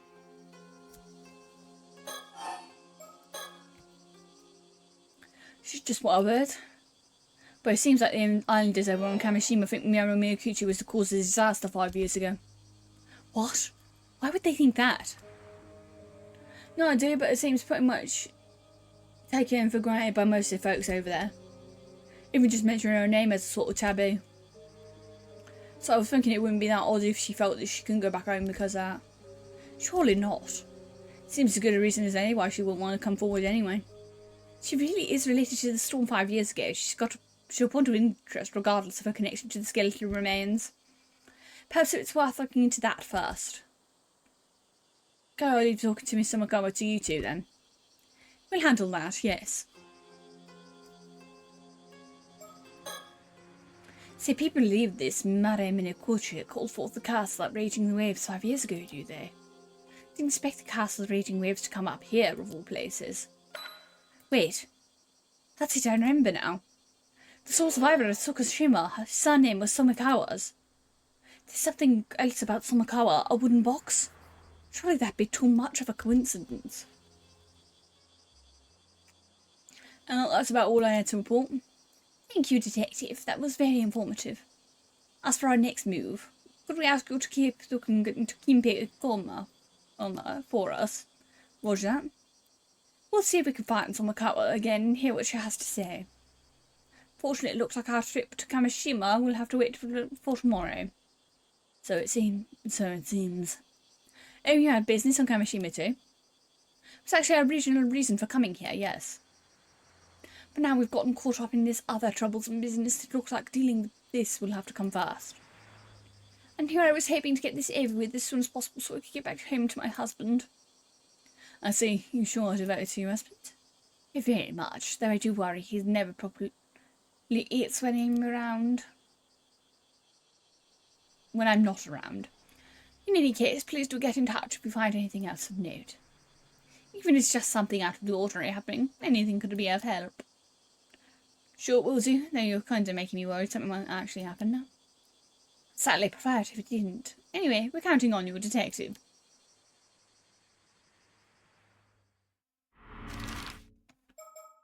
Yeah, he's gonna have to learn. He's gonna learn that his mum was alive, and B, that she is no longer alive and never came back for you, even though you're his son. Bad news, ma'am. It seems we're a step too late. What do you mean? Seen someone come and took Somakawa out to sea just a few minutes ago. What? According to the witness, a foreign man came to the port with Miss Somakawa in tow. Then they boarded a motorboat that moored there and headed out to the bay. Didn't appear to be by force, so we can probably assume they knew each other.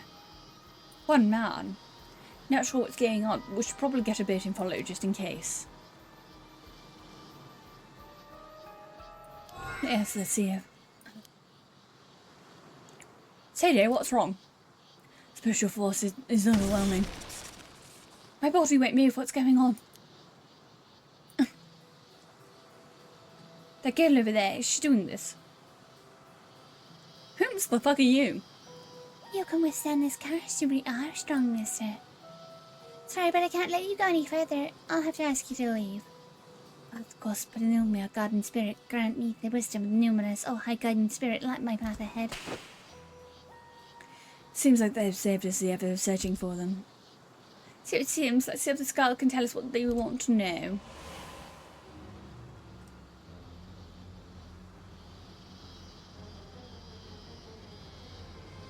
Oh? Who are you? Ask the same to you. What do you want with Mrs. Somikawa? Do you know who Mrs. Somikawa is, do you? Maybe what's to you? Ma'am, this girl spirit sense is extremely potent, but she lacks experience. She seems hesitant to employ curses against people. If I have an opening, I can use my curse of binding to restrain her. Usually it's too risky to use on ordinary people, but it shouldn't apply here. Alright, I certainly wouldn't mind getting some information out of her, so this is as good an opportunity as any. We'll see if we can get her to lower her guard. When she wavers, I'll signal for you to use the curse of binding. Sound like a plan? Sounds like a plan. And your signal. Use Sedakirio's curse of binding to restrain your opponent when they let their guard down. Press the use curse button to signal for him to use it. You only have 3 chances to use the curse.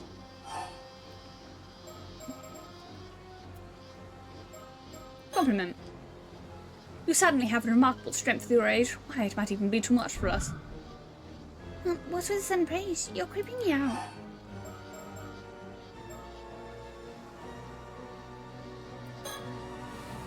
Now, there's no need to be so uptight. How about we stop all this and just talk for a bit? Not happening. You're just gonna use curse the moment I drop my focus. Can we assume the foreign man who took Mr. Makara is a friend of yours, then? So what if he is? Why are you trying to follow them? I'd rather not be heavy-handed about this either. Let's calm down and find some other way to resolve this. Sorry, but that won't work on me. I'm a rebellious age, you see.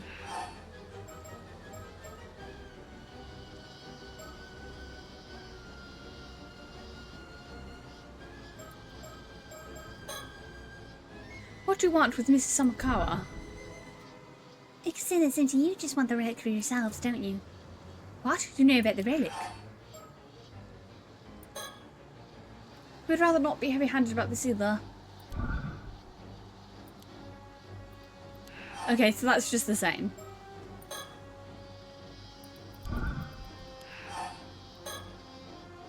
You know about the relic. I'm afraid we can't let you get away. Get away? I'm the one holding you here. If you know about the relic... Okay, so...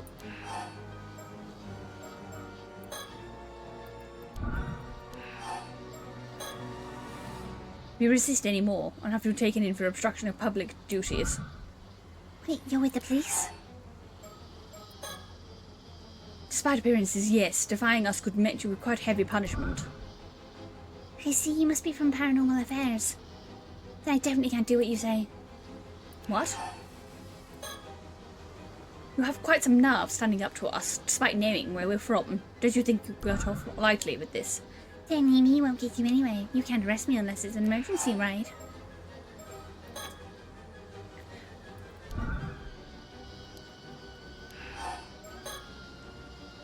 You'll all stay with Paranormal Affairs then. Sorry, I have no idea what you're talking about. Suppose this is trouble with secret departments. Not even their own members recognise each other. What a bother.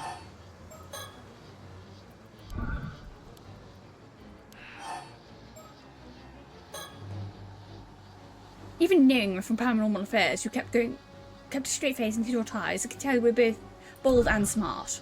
Well, thanks, I guess. Will you give up now? We're both from Paranormal Affairs, yes, are we? Let's talk. Perhaps there's some way we can help. I tell you, I don't know what you're talking about. It's none of your business anyway. Do you need a relic yourself, or... I didn't see that. So you're with Paranormal Affairs, but you need the relic yourself. You're unwilling to cooperate with us, I assume? Am I correct? If that's what you think, can you just give up already? Yeah, I don't understand where you're coming from. We won't interfere anymore. So you can stop now. Great, thanks. You grown-ups and your dirty tricks. You did well to be cautious of us, but I'm afraid this is how grown-ups get things done. Now, will you tell us what you're up to here? Well, I suppose I've slowed you down enough. You'll never catch the boat now.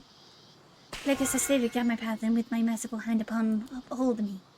What? She broke the binding. Bye. Found it. Stop right there. Looks like she's given us the slip. Can't be able to catch her now. Still, I'm going to have a word with Paranormal Affairs about that girl.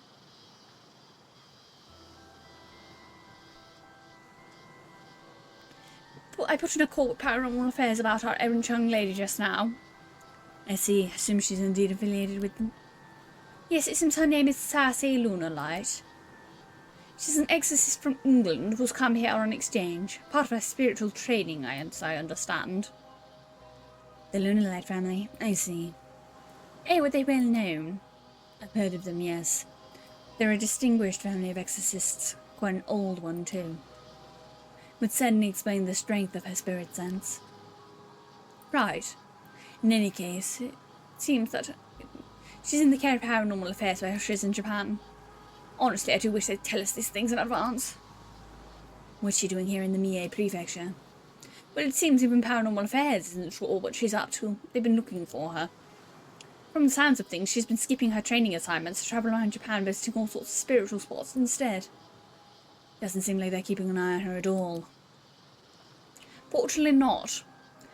They've asked me to tell her to return to Tokyo at once when we next see her. I see. More work for us, then.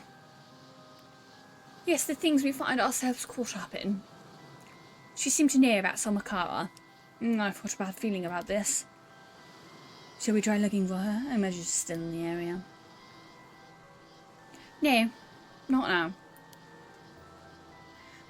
If all that is true, I doubt she'll be looking into the cause too much trouble. Besides, I'm sure we'll run into each other again eventually. Well, I think it's enough trouble for one day. For today, we'll head for Kamishima first thing tomorrow. Understood. And then we know the next thing that happens is that they don't go to Kamishima next because the fucking lady rocks up as a fish person. They come back and she's a fish person.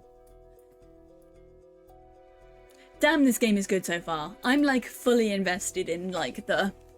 So mermaids, so far we have learned mermaids, real. Mermaids are real. But they're not what you think they are. What you think is a mermaid is actually someone under a curse given to them by a mermaid. There's other curses also given to people by mermaids. The user's mum was alive. She was not a mermaid. User's mum either lost her memories in the accident and rocked up on the mainland, or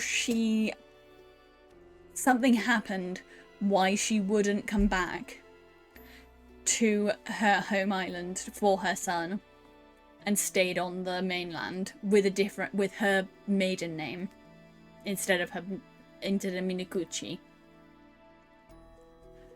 Sato and this plot is just Yuzuru wants to ask a boy out. This isn't done though, because you could see, right? These ones are all this dark brown colour, meaning that they're finished. I don't have to go back to them because we've completed everything in them. This one isn't, so what could we have potentially missed here? Like, what could we have missed here? We'll have a look at it tomorrow. God, this game is good so far. I'm really excited to see... We might actually only be seeing from 3 people's perspectives this time. In the last game we saw from 4 people's perspectives. But this time it looks like we're only looking at 3 people's. And I wonder why they went with Sato instead of Yuzuru.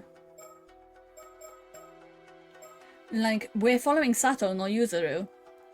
I'm, like, not entirely convinced that she's not something to do with the mermaids. Because apparently...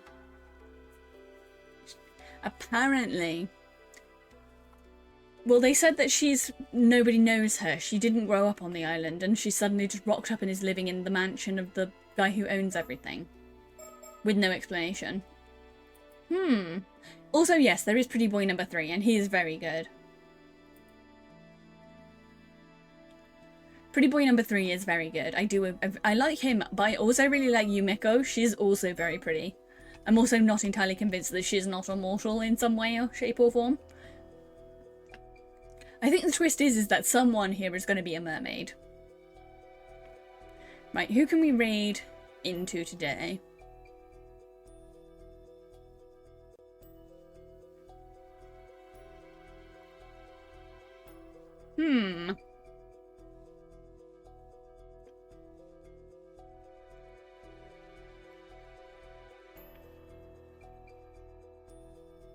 Let's raid Dokuro. They're playing a game that looks good. They're playing Crystal, which is that Spanish-themed game about where the dolls, like the statues, come to life and start killing people. And that looks pretty good. And that's one I'm probably not going to end up playing on this channel. So, we're going to go raid Dokuro. Right. Thank you everyone for coming in. I have been Pigeon, which is a resident Pigeon Fae from the UK. I will be back tomorrow with more of this game. We're probably going to put off the Berlin apartment. Oh, actually no, I probably can play the Berlin apartment this week as well, actually. But this game is taking priority over pretty much all of the others, because I've been really excited for this game. Right, I'll see you all tomorrow. Have a good night, everyone. Ta-ra!